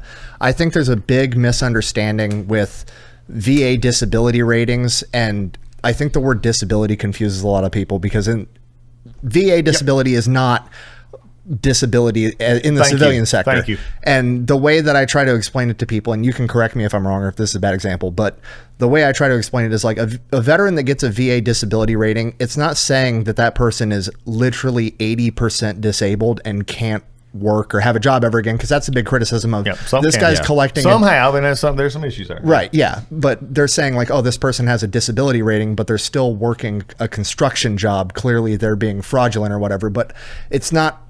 Disability, I think, is a bad word to apply to it. It's in the sense of how you do it. Yeah. Well, from my understanding, it's basically like the VA disability rating system it's primarily there because you get hurt in service, you come in as an intact person, you get injured in some capacity, you now have a lower standard of life for the rest of your life, whether that's messed up knees, bad hearing, bad eyesight, whatever it is, PTSD, like you have a lower standard of living. And as a service member, you have no recourse to sue the federal government, who was your employer, like you would in any civilian job ever.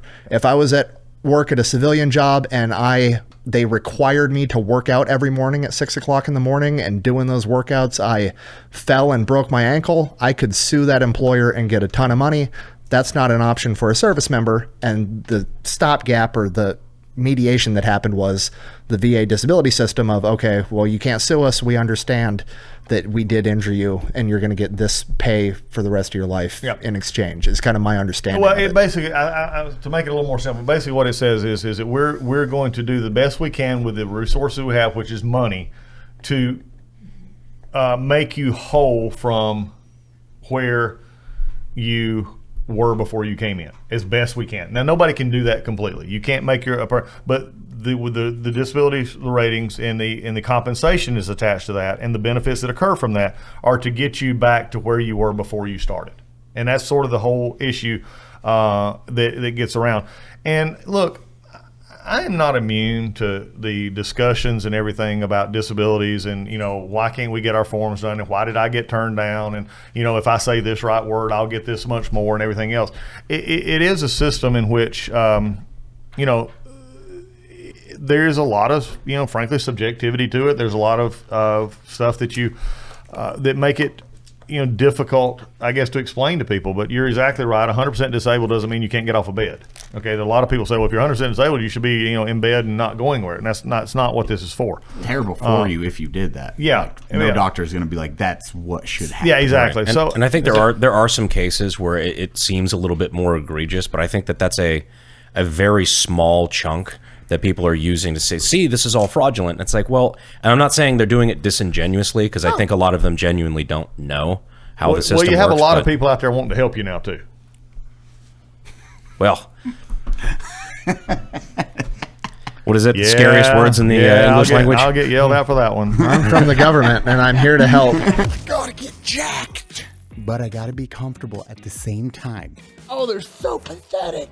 Oh, that's sad. That's where today's sponsor comes in, Fabletic. The fine people at Fabletics treat me like a VIP. What does that mean? Well, if you train like me in a Mexican boxing gym that has no air conditioning and 120 degrees in the summer, you want comfortable clothes.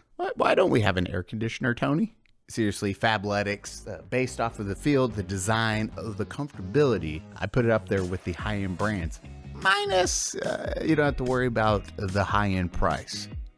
And on top of that, in the summer, look at these intimate shorts. Not only do they have athletic wear, they have just nice clothes to wear in general. So you can just go on your walk, go hang out with the lady or dude. They make just good everyday clothes, like the shorts I'm wearing. Fabletics asks, what piece of clothes do you wear the most? I can tell you, Fabletics, it's the freaking tank tops, because again, Tony doesn't have air conditioning in the boxing gym.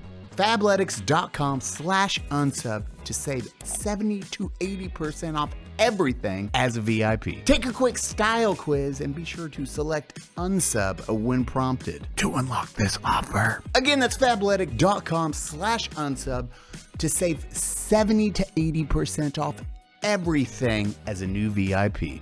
Yeah, and unfortunately on this part, it ain't the government who's yelling it. So, again, you can go. That's one of the reasons why I've taken the 18-page disability form, and we're hopefully going to get it down to 4 pages.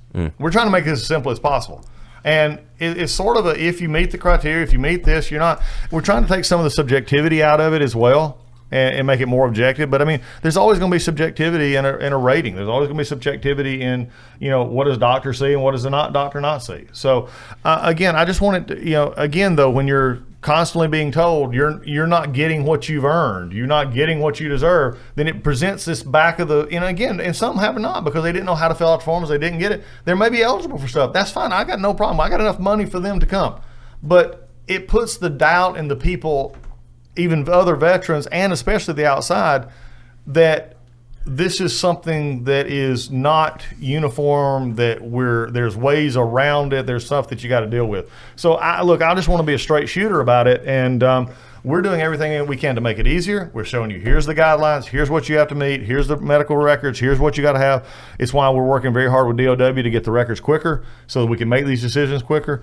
But at a certain point in time, I just, again, and I'm bringing up a touchy subject, but there's a lot of, encouragement, both sides of this. And I just want to say at the end of the day, VA wants to give the veteran everything that they've earned legally under the law, and that's what we're going to do. And we're going to make it as simple as we possibly can. I tell you, one of the big concerns I've had recently, and I've shared this with a lot of folks, and I mean it with love. This is Chaplain Doug speaking. This is me. I get that there are issues. I make no bones about that the VA is not perfect. No, we're not even close. Neither is any other hospital in this country. We're going to make mistakes. There are people not going to get in to get their appointment. There's going to be people that get denied a benefit. There's going to be, we're going to be there. But if that's all the veteran out there hears, then they're going to be turned away from the very place that can help them. And 60%, I'm going to get real serious here for a minute. 60% of death by suicide of veterans in this country have not been touched with the VA. They've had no contact with the VA. 60% of veterans who take their own life had no contact with the VA. Why do you think that is? Because I think some of them don't, either they didn't want to go, they were scared to go, or they had heard how bad the VA was. I'll say I never had any interaction with the VA until me and Zach became good friends, because he's a huge VA advocate, and he's like, no, you need to just go do the meeting, do your physical. Do the physical, get the VA rating. He's like, even if you get 0%, whatever, just be in contact with them so they know who you are, and if you do need something in the future, like they have something on you. You're not starting the process from nothing. So I did it, and it was actually shockingly easy, like way easier than I thought. And they gave me an appointment that was, I don't know, a couple weeks out. Yeah. But they got a hold of me. They texted me and called me with reminders. They asked me if I needed help getting there, or I had any, if I needed wheelchair access or anything, and specifically, I was impressed with how easy and it was to actually do. Just to ask a clarifying question, when you say 60% of those who took their own life had no contact with the VA, is that on the issue of depression, or is it just in general? They have never had a conversation with the VA. General. So, you hear this number, and again, I'm criticized, and I say, and so hear me clearly, I'll speak slowly for the audience. Some people use 17, some people use 22, some people use 30 or 40. I do think it's higher. I think it's in the 30s or 40 range. I've been accused before. They're underestimating how many people are dying, veterans are dying. No, I'm not. Okay, let's just get this over with. One is too many for me. I mean, this is my heart. I see it every day in reports that I get. So no matter what number you use, it's too many. But also, there's a lot out there that are underreported, because in certain rural areas and other places, we know that they're not reported right. That's why 17 to 40 is a range. Our problem is this, though, and I've heard this from folks. I hear it from veterans. I've heard it from younger veterans, who are in that need, that I ain't going to the VA. It's awful. Okay, then where are you going? Well, I don't have health insurance. So where are you going? Or I'm okay and I'll just handle it on my own. Guys, you can't. There's some things in life you can't handle on your own. You're in the military. You can't go out there and fight the battles by yourself. That's why you got battle buddies. That's why you got platoon leaders. That's why you got everybody else. What makes you think you can handle health and life and things like that alone? We weren't made to be alone, gang. We're made to be with each other. And the VA gives you an opportunity to do that. Go get your physical, go get whatever. You don't have to go back. We're not going to force you to sit in go and sing every Tuesday at the front desk. Just get it there, because if you need help, if one day you wake up and you're not feeling good and you don't think life is worth it anymore, and you call 988 and you talk to somebody, or you go to the one of our clinics or one of our hospitals, and somebody will talk to you. Believe me, there are more people want you alive than you think don't want you alive. VA does a really good job about reaching out for anything suicide related. That is one, this is back in the day, like 2009, 2010, when I was doing my initial, case file. Yeah. But it was that same thing of, hey, one of the questions is just like, life, how you feel. And I was like, But they started responding, because I think that 2010 was that uptick we started seeing. So it's like, hey, we got to reach out to these guys and make sure. But that 60% makes sense, because the majority don't say a thing. Like all my friends that have done it, I'm not, out of the 29 of my battalion, not a single one reached out to any of us, so we have no idea. Yeah, that's a lot of y'all have, a lot of, and I say here, we all have them. We have those little groups that we have. In a good friend of mine who's a Medal of Honor recipient has a group, and Which one? And I'll leave it private. Okay. We can cut it. Yeah. But no. anyway, they just have a group that they text. It was all the gang that he was with, and one of they say, yeah. No, he's our homie. Clint's a good guy, but Clint, and I don't think Clint will mind me sharing this in the sense of that saying. But one of the things he actually said is that if one of them doesn't respond, that within a couple of just in a little bit, 2 or 3 people are going to get with them. Yeah. And I think that's so important.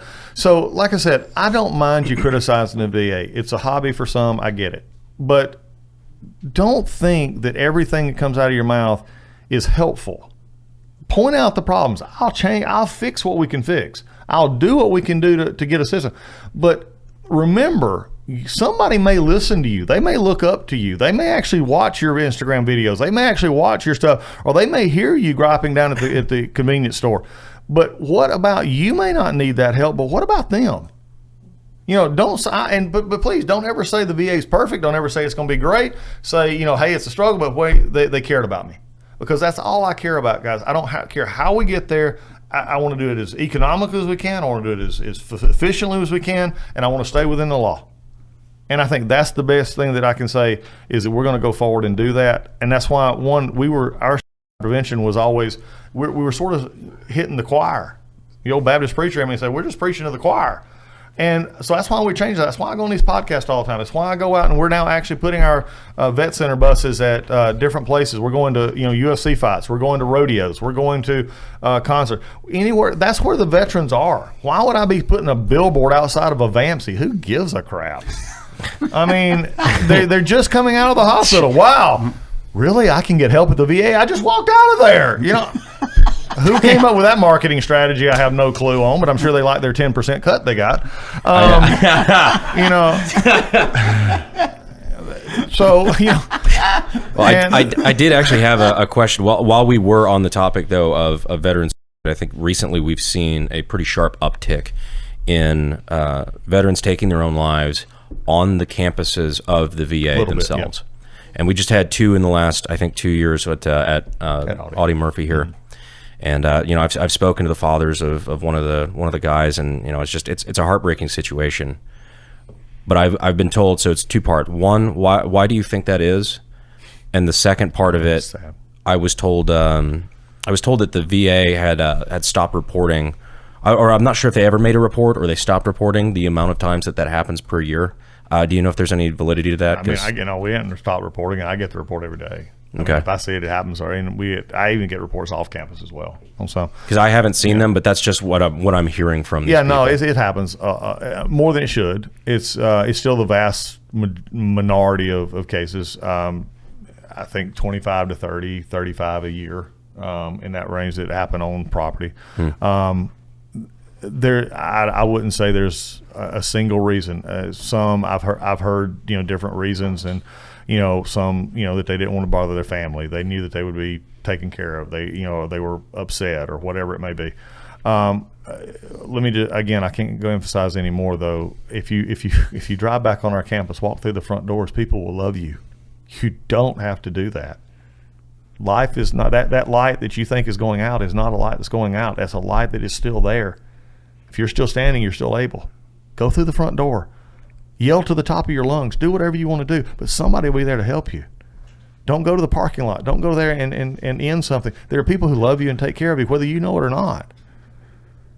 And, so there's that reasons that happen. I think one of the things that we're working on in some of the different areas, and I'll take this and expand out on it a little bit, is we're working right now dealing with informed consent. We're dealing with a lot of things that are going to help, try to get, more word out, about how, what medicine you're taking, what you're not taking, how you don't just stop medicines, things like that. There's a lot out there that we need to deal with. So, for me, it's a problem. It's something that I live with. Homelessness is another issue that we have to deal with. But we're still making good progress with. But this one again is it's a disturbing trend. And there's when you dig into this a lot, and this maybe help some of you out there, that we have found statistics, and statistics can sort of show you everything. The shorter the time of service, the greater the risk for death by. That makes sense. Interesting. The shorter, so the 2 to 6 year. And here's an interesting statistic. it could have been 2 to 6 years in the 70s, and if you're taking your life when you're 70, it's still applicable. It's not just the short term. So, and I have my own thoughts about that. I think it's the going from civilian, transformed into military, and then out before you have a chance to figure out how to do it. That's why, look, we still have as of 25-year folks and 30-year folks. We still do. But think about it. If you made it, I made it 25 years, I learned to get around the system. I would find something that would keep me going. And some of it may lose that, and that causes it. But yeah, we're still seeing a lot of that younger part. So for me, it's a priority. We've changed up our entire suicide prevention program. The people who were I know the leadership that was there is not there anymore. Our ad programs, our buys are focused more on the fact that there is help, those kind of things. So look, I want to sort of end this sort of kind of conversation in this. Say, look, I don't care if you disagree with everything I do. If you don't like my hair, you don't like any decisions I make, you think everything in the VA is terrible, just realize that there should be outlets for that, but also realize that when people hear that, there's some people who actually need help. And if they hear what you're doing, and they hear that it's all bad, then they truly shrink their field of vision to where they don't think they can get help. And the VA is an actual, very viable help for veterans. How can we help on that more? I would just like, just in general, us as with the audience, you speaking here, like what would you say we could do to help? I think just continue to say, look, it's about like, how many is there anybody at this table say the military is perfect? All the time. I love it. Yeah. That's why I got out after 3 years. I love it so much. He was there. The wonderful smell of getting up in the morning. Going in. No, I mean, there's all this kind of stuff is we get into it. But I think that here's the thing, though. The bad and the good come together. The nation has decided years ago that if you served, we're going to give you something for that. Not because you are giving it, because you earned it. We're saying you earned this, and we're going to do it. So look, I don't expect cheerleaders. I don't expect people to say, "Oh, Doug's the greatest thing in the world," or "our," but just say honestly, the VA's there. It's not going. For some, it's going to be the greatest experience you ever had. For some, you're going to have some issues, just like you would in the real world. VA is only veterans. So I think the biggest thing is talk about, look, take your time, get to know what your benefits are, even if you're not, like you said earlier, even if you don't get a rating, just go get it there. And I think that encourages the policy side that you're wandering into, that congressional legislative side, that kind of stuff. That's a different conversation. We can fight about this, but we can't ever fight about the commitment of our system to actually help those. And in some ways, have we hurt ourselves in that over the years? Yeah, we have. The Vietnam veteran changed the VA completely because they came back and didn't get the treatment they need. I believe the GWAT veteran is changing it again. And I'm one of those. So I think we're changing it because now we are not joiners.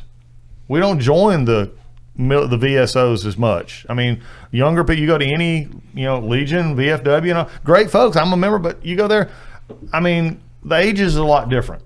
And so it's something we got to realize. We're doing the same thing. That's why community care is so important. That's why direct care is so important. That's why we have to, blend the two to make sure we're taking care of our veterans any way we can. And something you brought up earlier, I'm really glad you brought it up, was the medication side of it, and saying, Yep. people stopping medications, because there's been a direct correlation to people, direct correlation with people getting off of psychotropic, or I'm sorry, psychotropic or antidepressants. Yeah. Getting off of those medications or having acute withdrawals from it, and then taking their own life.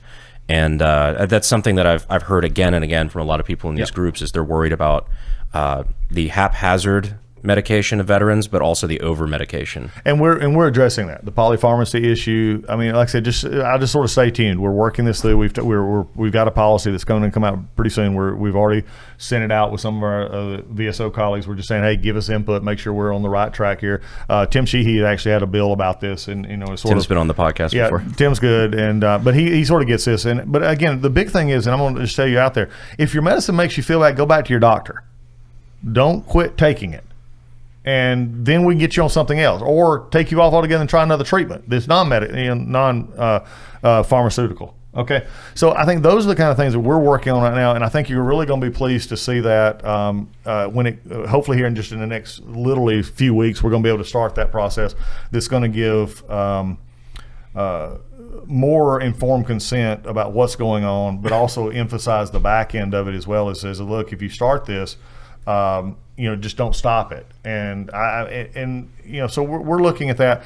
And it was my concern is how we actually do it and how we go forward with it is making sure that we're not, doing harm. I tell you, I had some, when we first started this, we had some pushback from the Hill. We had some pushback from staff on the Hill. We had some pushback from some of the doctors and stuff. Well, if you do this, then they may not take the medication. And I said, okay, well, that's a fine argument, except for the fact we have to do informed consent on opioids. I don't see them turning down opioids for pain. Some did, some don't. But you know what I'm saying? But it didn't cause a grand decrease in that. No. So, but also there's other ways to actually do it. So I think that's the one, if for somebody if they legitimately say, I don't want to be on medication, okay, then what can we do to help you? What treatments out there are there to help you as we go? That's like you have to be preemptive. It is figuring out how to address that before they get out, because that's a problem too. Everything, that mindset, be manly, don't do anything, don't go to the aid station, but that carries over when you get out. So going to seek help is a problem, and I think that's where you have to start shifting that mindset when they're in basic training. Yeah, and you have to admit it's okay. It's okay to not be okay. The great what Jelly Roll song says, it's okay to not be okay. I wish I was okay every day. I'm not. I've carried, as all of us at this table, I carry baggage. I just carry it differently than others. But you don't know what it's like when I'm by myself. Yep. This is a good way to look. Rest in peace, half of Jelly Roll. Yeah. He definitely came down. He lost half of it. It's not okay. Is that a weight loss joke or a divorce joke? Whoa, well, it was pretty timely now that I think about it. A little bit of both. Well, Brandon, let's just go right into the People Magazine segment of the show. I wasn't going there. I didn't even say that. I mean, here I am going late. Doug's attacking Jelly Roll. No, I'm not. I love Jelly Roll. He's a good guy. Well, if I can keep singing, if I can get into the phone a friend segment, we're lucky here to have, I think, in my opinion, one of the best veteran advocates in the entire country. We've got Veteran with a Sign here. I love Zach. Zach's great. I believe that you've met him before. I have. I've actually held a sign with him. Oh, did you? Yeah. Oh, actually, no, I forgot about that. Yeah, I held a sign. Well, I actually had. It said, "Hi, I'm Zach." Yeah. One thing I wanted to ask was, with you being the spotlight on you, and everything's like, hey, what is a opinion you're like, or an action you took that was like, this is going to really go well, or it's going to be a popular thing, and then immediately it was like, you seen a level of pushback, you're like, whoa, what the hell? Okay, just come out and say it. Do you think pineapple belongs on pizza or not? Oh, hell, I don't know. On the record. See? No. My wife does. I do not. No, it does. Dude, pineapple, we were going along so well. Exquisite meal. Pineapple, we just had pepperoni, this yesterday we had this argument. So I think what Eli was asking, if you ever caught shit for something you knew was a good idea? No, never. Really? No. He spent the last 2 hours saying he wants to apply common sense to the government. What kind of question is that? Yeah. Good luck. No, I'm gonna be one, and this got very a lot of publicity earlier this year. There was a IFR. It was called an IFR because it was a rule. And it was dealing with a court case that came out, which we were following, by the way, that dealt with how do you deal with medication or deal with other. No sinister behind-the-scenes motives. It was saying, well, how can we do this? Because part of the ruling actually said that our disability folks, so like the four of you were all disability, that you had to basically assume what might be if X wasn't happening. So it was all of a sudden, so Zach would say one thing, you say one thing, you say one thing. So I would have veterans who went to each of you who would get different complete. So, and it was trying to fix that. The court said you could fix it. And it was, we were working through it. It was difficult. And we said, this is what we can look at. This is why there's a new VA. That's why there's a new VA secretary here. That's why I'm sitting here. Within 24 hours, it went badly. Okay, the perception was just awful, and I'm not saying it was good or bad. I'm just saying this is what we were trying. We got it was a nightmare. It was. My DMs were on fire. They're like, Doug's taking stuff from veterans. I was like, whoa. No, we're not. Even I don't call him Doug like that. Easy. Yeah. So it wasn't. So look, I noticed in 24 hours. So less than really about a little over 24 hours. I said, we're stopping this because right now it failed the first test of what I say is it helping a veteran? Misinformation does not help veterans. Everybody out there, misinformation does not help anybody. Okay, and if you don't know, shut up. I just have to be honest here. If you don't know something, shut up. And then so we figured it out. We said no, we stopped it within 72 hours. By the beginning, so we just withdrew the whole reg altogether. Okay. And we're not bringing it back. We're not doing anything else. So I use that as an example of saying, hey, this was something that was legitimately looked at. It wasn't good. Under the old VA, they may have just still went on and just done it. I said no, because we're not able to tell what was it, the people wasn't convinced of what it was.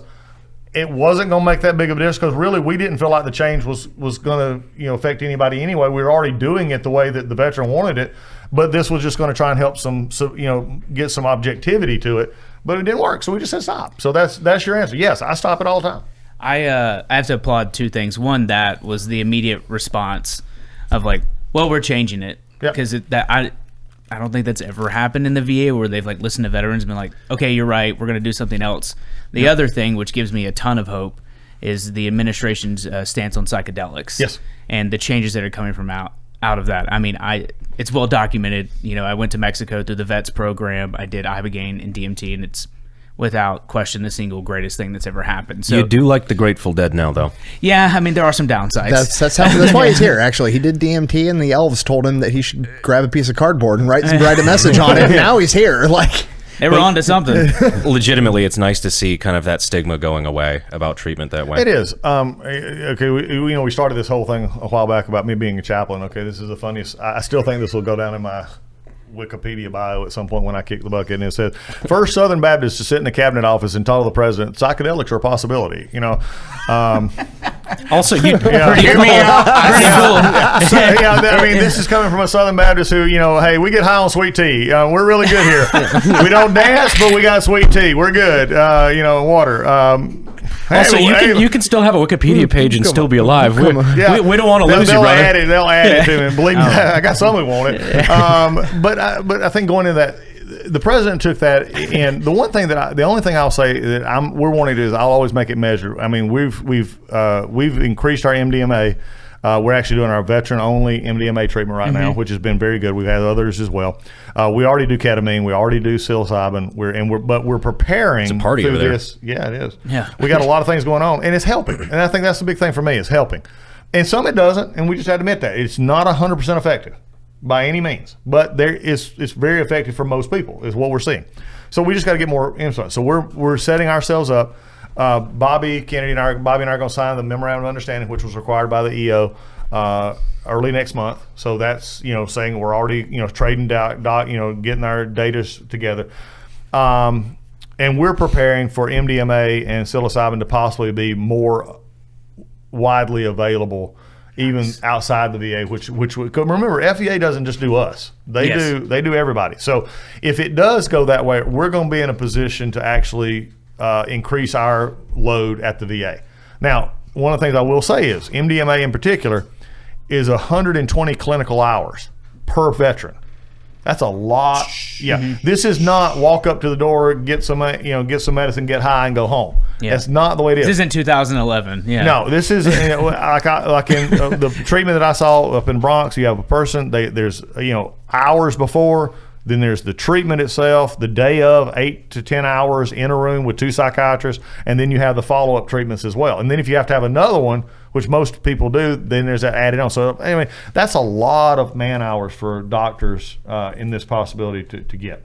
Yeah, so I think the most important part about it is that you do have that sort of doctor oversight. Yes. It's taken very seriously. It's not because this is something that veterans are already doing. Where the only difference is now they're being seen by a professional. They're actually getting real medical care while they're doing it, and they're not just going to fucking Burning Man. Yeah. Well, and I will hit last claim because, and I told this to the administration. I told them as we were dealing with, told Oz and told everybody. I said, look, you're going to put this out. You're going to mention one thing, and this is all going to be about one thing. That's going to be Ibogaine. I said, it's the only thing people are going to talk about. Yeah. And I said, and I was right, shockingly. But they listen. So. Here's where we're at. Ibogaine is still not legal in the States. It's still not can be used until we get through FDA, which is looking to put it on an accelerated trial. Okay. Hopefully, what does that look like? Accelerated by trial? The end of the year, we're hoping to see this out. Is where we're looking at that. That's the hope. But the FDA has to put in the parameters for how we use it. Yeah. That it's not us. VA's not deciding this. They will decide how we do this. CMS will, of course, have a part of this as well. But they're deciding how we can use it. We're inputting. I have a gentleman in my office right now that is the direct liaison to them. We deal with this. If I pick the phone up right now, he knows exactly what I'm calling about. He comes to keep me updated, to make sure we're doing everything we can to be ready. We're also now actually looking at hopefully being able to connect with some of those overseas clinics to get better data so that we can help, because we don't have the data. That's the one thing we don't have. In any trials, you got to have data to know what your decision makings are. We know that ibogaine treatments have changed. We know that they've added some things like magnesium, some other things like that. We know that there's been some that have had issues on other side that we're knowing, but we just need the data. That's all it is. We're not saying good, bad, or indifferent. We just need the data. So as soon as we get that happen, it'll put us in a position, to move forward. And I fully intend on having it move forward. And I've already instructed our research and development folks, our research group, to say, whatever we're spending in this area, we have the money to do it. I said, let's change some of our research topics to make sure that we have the money available for this. Some of the things you have to understand is we don't have, like for MDMA, some others, we got sources that are basically paid for, because most of it is still, you can't just use it regularly. We don't have a costing of this. Yeah. And this is another issue. So, you have to have a federally approved source for this. I didn't think about that. So this is some of the things that have to be done. So ibogaine's the same way, MDMA is the same way. It's not like I can pick up and call one of the distributors and say, hey, send me 10 doses of MDMA. They said, "Well, go down." You don't have a plug. Yeah, I mean, I can't go down. All right, dog. Yeah, dog. Good to hear from you, senor. He's a cop. He finds it all the time. Yeah, they send me up to K Street. It's right there. Whatever. Let me go get that today. Doug on K Street. Yeah. It's for veterans. Yeah, my detail. See me rolling. Veterans, come on. Let me help the boys out. Come on. My detail would happily take me home, so that's about it. As they go, but I think So again, a lot of this is coming about. I just say, be patient, and also, and I will just say this and Zach, you're a prime example. I've got plenty of friends that I know that it's worked greatly, and that's why we're promoting it. That's why we're saying. But also, I just ask everybody, be patient. Yeah. And I think that, and I know that that's hard, but again, until it would be malpractice for anybody over here to start something that we don't have the data. That's why FDA is going through this right now, and they are pushing it. Bobby is a proponent just like me. Bobby and I talk about it. He sees me all the time. Bobby, you got that? I said, Bobby's in your court right now, not mine. And but he's with it. We get it done. And we've overcome a lot. I'm gonna just be honest. There's overcome a lot of folks who don't want to go down this path. Yeah. The medical community is one. There's a lot of others. So we want to take it slow, because the worst thing we could do, the absolute worst thing you can do, is roll something out that's not ready. Yeah. And so that's my hope at this point, is to get to that point. Bobby's one of my favorite members of the cabinet, and I get a lot of shit for that, because they're like, oh, he said anti-gun things in the past. I'm like, cool. He's in charge of healthcare. He's not in charge of the gun stuff. So like, I really don't give a shit what his opinion on that is. Yep. A, he's cool as hell, and B, I think he's doing like really, really good stuff with what he's doing. Like just he's as far working as at it. I mean, he's doing great. I mean, Bobby was a good guy. I've gotten to know him. It's pretty cool. The Make America Healthy Again was just like that. That has been an awesome movement to see. Just to recap that part, the big takeaway is please be patient, because Pastor Doug's trying to get you the good stuff. Is that what I'm capturing from that? The high quality stuff. I'm trying to get to a place of help. High quality, ethically sourced. We're gonna get organic DMT. Can you Doug billboard roll with me? Here we go. DMT with Doug. One eye, and the pupils are different sides. I'll do it with you. I'll do DMT with the rolling with Doug. But I will assure you that whatever comes out that we follow will be safe for our veterans. It's going to help the veterans, and we're going to do it right. So no, I mean, you've got a ton of good You've got a ton of good advocates. You've got the former governor from Texas. Yeah. You've got the Luttrell brothers. Morgan's an actual brain scientist, a neuroscientist. So like, it was crazy, because like, for me, it's been a thing that was like, it was very hidden. Like I couldn't actually like tell people I was going to Mexico at the time. Like it was very like non-mainstream, because it sounds crazy, but to now see it just a few years later, it's giving me hope. And can you talk about your experience there for a lot of people that don't follow this stuff, that aren't cool? How like for the lames? Wow, you're the cool kid. What did it do for you, I guess, in your experience? So from my understanding, pause. Slide your share this way. Okay, sliding. Share a little more. I can tell you. No, like rotate it like this. Rotating. This way. Rotate chair. Other way. and then kick that. You're out of Yep. frame. I can already Sorry. tell without looking at that camera. He's a You are Marine. out It's, you of- know, his I don't know what a directions, it's- frame is. kick more. You are out of that camera frame. More? No, you need to go this way. Excuse me. Your whole body Okay, needs to sorry, go this way. Sorry. I'm good. More? Quarter face, There's Marine. no more. You just gotta sit in his lap. Well, Got it. I didn't know it was Okay. that I kind think of there's party. a strict Yeah. policy against that. I don't. I didn't have to look at that camera. I was like, he is completely out of frame. He's about to talk. Okay, No go. yeah, sorry. No, so the way it works is it was done with like medical providers. I went through the organization called Vets. Jared Taylor actually helped set that up, me and a bunch of other veterans. And they had like a 30-day protocol where we get our diet good, and then we couldn't eat meat and everything. And then Couldn't eat meat? That's couldn't eat different. meat a week out. It's supposed to help with like the effectiveness of the medicine. And so we had a doctor, we had nurses, we had EKGs, everything, and they even did a whole bunch of medical tests before. But we would do Ibogaine, which is supposed to be like a detox medicine. It's to help you basically work through all the stuff, and it's been shown to be almost 100% successful in opioid cessation. It's because it attacks the addiction center parts of your brain and just cleans it out. And so you would do that. They go in, they weigh you, and then they give you the medicine. It's encapsulated, and then the next 24 hours are pretty gnarly. I'm not gonna lie to you.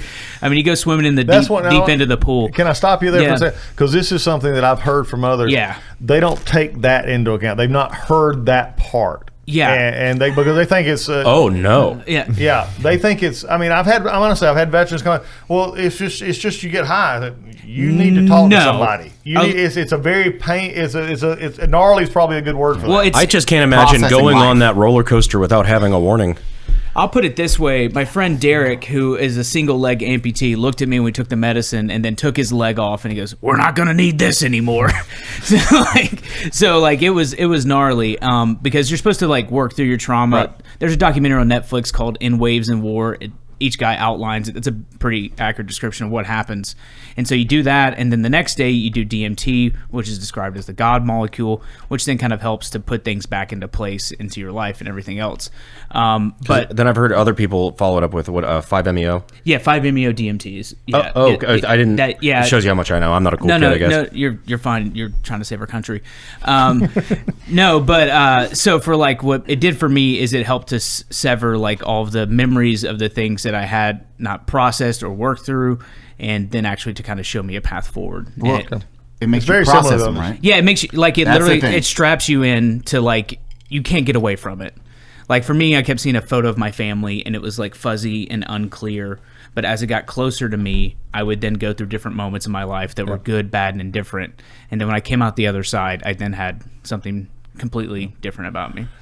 What he just described was the way one of my psychiatrists in the VA actually described MDMA treatment. Mm-hmm. And it was interesting the way that this doctor described this. This is a doctor, not Doug. This is a doctor who said this, that it was like opening a page in their person's mind or in their psychic, that it turned to the page that they needed to deal with.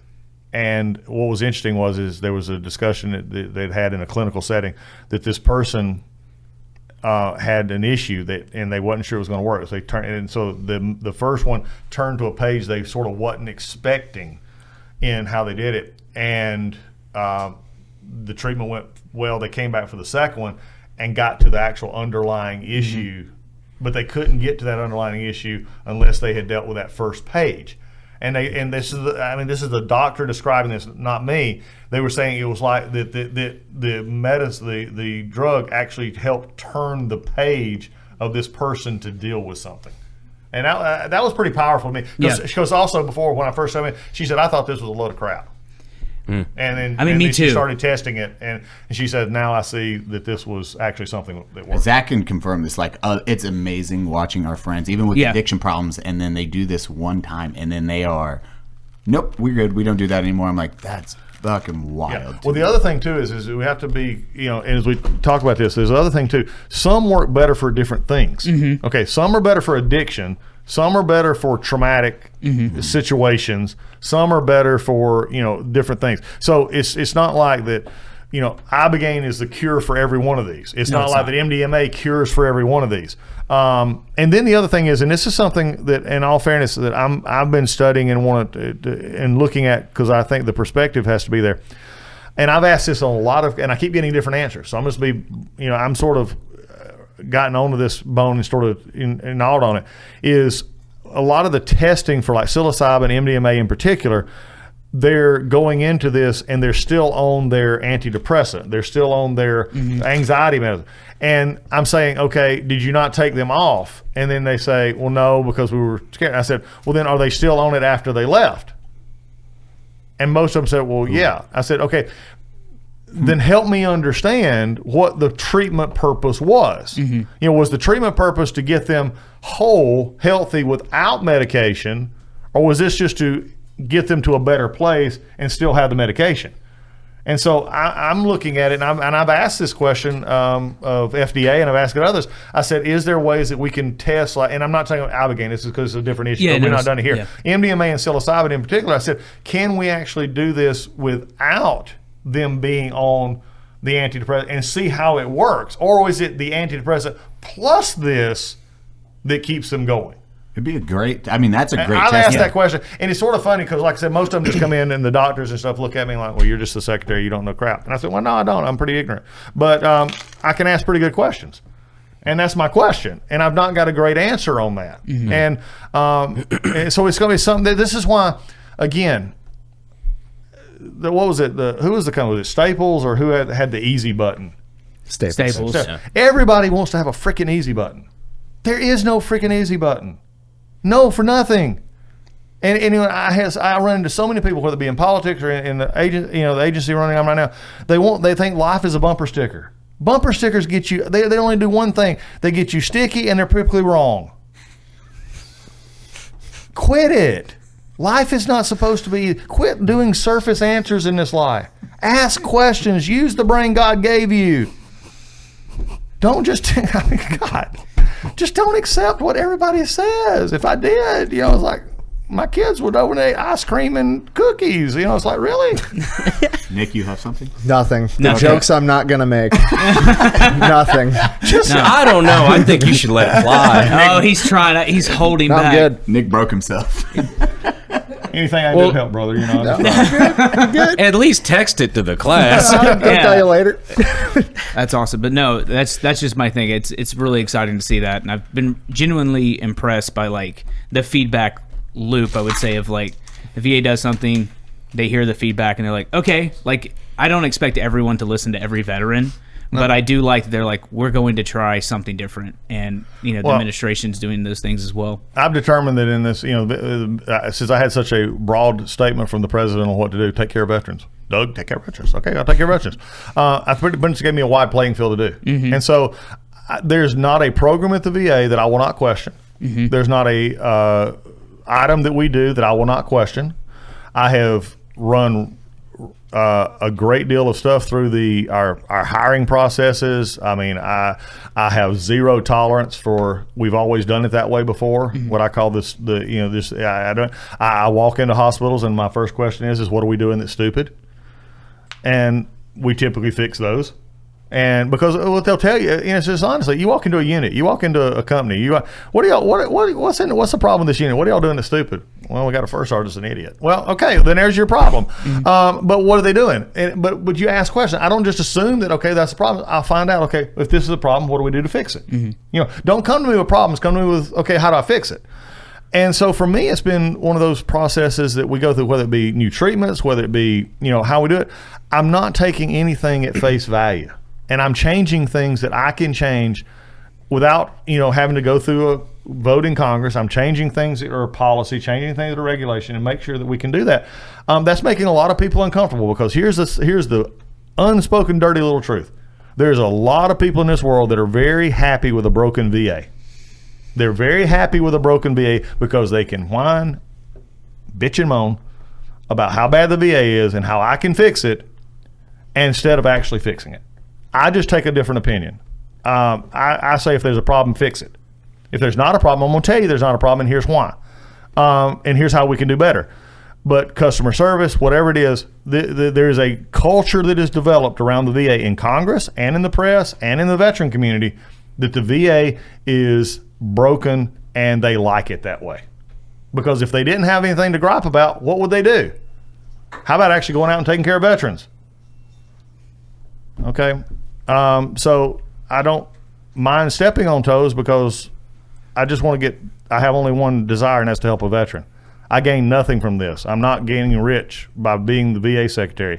I'm getting rich in the fact that I think God did call me to this place to do this time at this point in my life, and from the perspective for such a time as this. This is the time. I have a president who will back me up. I have a organization that we put people in that ask the right questions. I've got good friends on the outside saying, hey, yeah, let's see what we can do. And I'm not going to accept the status quo. The status quo is not acceptable at the VA. We're going to make sure we're going to be the best, largest integrated healthcare system in the country. We're going to do our disability claims the best we can. We're going to bury people with dignity. We're going to do what we have, and that's the only standard I have is a veteran getting help. And so for me, this makes it pretty easy. So, and some people don't like that. And if you don't believe me, just read the comments. But all I can tell you to do is when somebody complains about it, are they fixing it or are they just complaining about it? Beautifully said.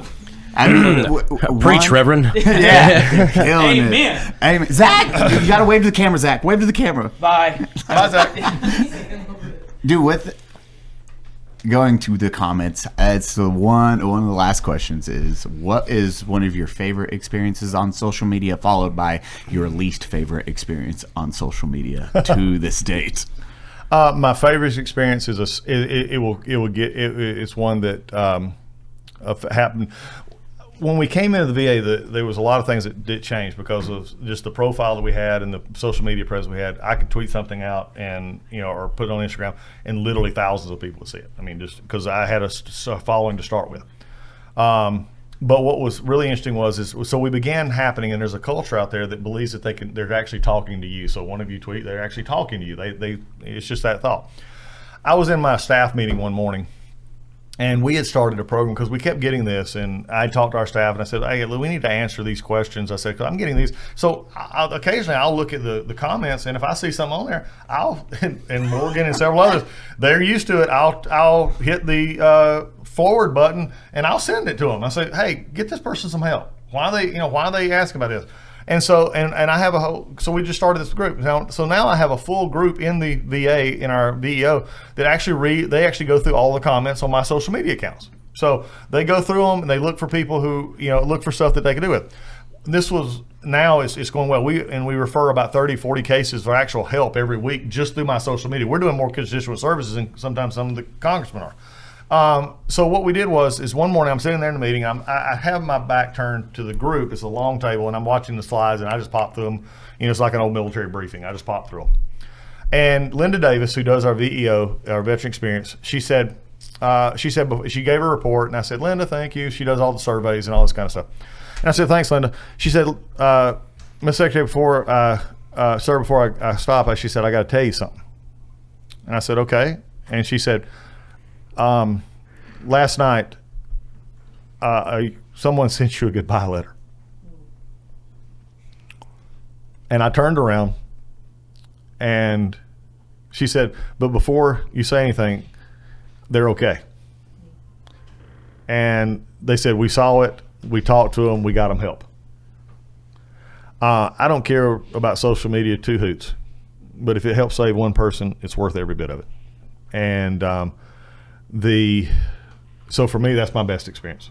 You had that so far. one moment. So he reached out. They reached out, and he was just sending me his goodbye letter, and he was going to be on. And then we reached out, and thank you. He saved. Like so you built that team, and you just did that, and you say one person. It was exciting. Your team say one person. If I'm only at the VA for one reason, it was it. I'm done. I'm good. Fucking beautiful. And so the worst. I'll be honest, and I'm going to encourage this because I'm going to tell you what the worst is, and all of the little keyboard warriors are going to get at it. It's when they question my commitment to veterans. It's when they say that Doug doesn't care about a veteran, that Doug doesn't, that Doug is just in it for himself, or Doug's getting rich, or Doug's doing this. One, you don't know me. You don't know my heart. Hey, I got a tough skin. I'll fight you any day of the week. But I have a heart as well. and these veterans that I see every day, when I walk up to them, I touch them, I see them, I talk to them, I see our employees. Say what you want to about me. If that's what gets you off, that's your jollies in life, go at it. But, that's the part that bothers me. I don't care if you have an honest disagreement with me. Say, I've got some out there that are, they say, well, I think we ought to spend more money. Okay, that's a valid argument. Okay, I just don't think so, or you cut to me. But don't go at it in a perspective of saying that there's animus in my heart toward the job that I do. It never has been, never will be. And, all I want to do is I told somebody this crazy question. I love reporters' questions. I'd been in the office about a month and a half, 2 months, and this reporter sat down. And they asked the question. They said, well, when you leave the VA, what do you want to be remembered for? I thought to myself, I said, I barely know where the bathroom is, at this point. But I thought about it for a second, and I said, all I want to say is that he made a difference. That's all I care about. Just make a difference.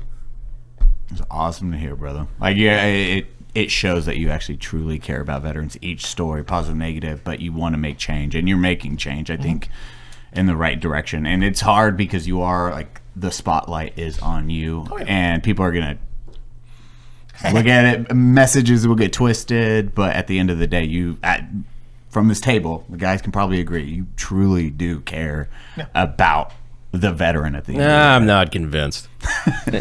We need more tears, Doug. Oh, wait a second. No, we genuinely appreciate you, man. Like, thank you for everything. I appreciate it. Dude, anything you want to say to the veteran community to either help them, or you want to yell at them? No, I ain't gonna yell at them. I love them. I mean, you use what you got, use what you earn. Because remember, whatever you say affects, ripples through eternity. And when we're not doing our job, we're not all togetherness, and it affects the ones that are coming behind us. And I think that's the generation we need to remember is that there's got to be another generation comes on that raises their right hand and is willing to go into the battle. And we got to be that not only to them, but also to do the best we can, and also just take advantage of what you have. But then the last thing I'll say, and I try to end a lot of my conversations with this is sort of what we hit on earlier. You've all got battle buddies. You've all got people out there. You raised your hand one time and you said, if you re-enlisted, you got there. You said it many times, but you said that you swore an oath to all the country, but you also said you'd leave nobody behind. That did not stop the day you got a DD-214. In fact, if anything, it encourages it. So I will just say to all the veterans out there, if you want to help each other, remember, nobody gets left behind in service or out of service. And so, go out there and help, find some veterans, help the world understand what we went through. Less than 2% of this country know exactly what that means. So we're the only ones that can carry that. And by the way, Congress is gotten a little bit better recently. But compared to where it was 60 years ago to where it is now, we basically have no veterans in Congress. Wow. It's just really the numbers are really, really low compared to where they used to be. So I'll just say is go out there. Don't forget your battle buddies. Don't forget your folks around you. We made it through one time. We can make it through again. It didn't stop when you got your DD-214. You guys have anything else you want to ask Mr. Doug? Oh, no. I think you did a really good job of clearing up a lot of stuff, and I just appreciate your time, brother. You didn't have to be here, so it means a lot. Oh, glad to be here. Where do the people find you at, Mr. Doug? Oh, typically on the road. No, I got all my, y'all hope y'all put it up. They can go to our social media accounts. I try to be honest with, and with what we're doing, how we're doing it. And so they can go to their social media accounts. They'll see me. If they see me out, come see me. Like I said, I travel the country a good bit, but, just follow us up that way and be good to go. Yeah. Well, Doug, truly, thank you for your time. Thank you for your team's time. Awesome to sit down and talk to somebody that is trying to make a change in a position you are. So thank you, brother. Truly, truly thank you. Also, thanks to security for not jumping in at any point. That was really he's eyeballing you, dog. To be honest, he's waiting for green light. I kind of deserved it this time, so that's fine. All good. All good. You want to close us out, Mr. Cody? Absolutely. Thank you guys for joining the Unsubscribed podcast today. I was joined by Eli Doubletap, the Fat Electrician, Secretary of the VA, Doug Collins, Brandon Herrera, myself, Donald Operator. Thank you so much for being here. We love you. Okay, bye.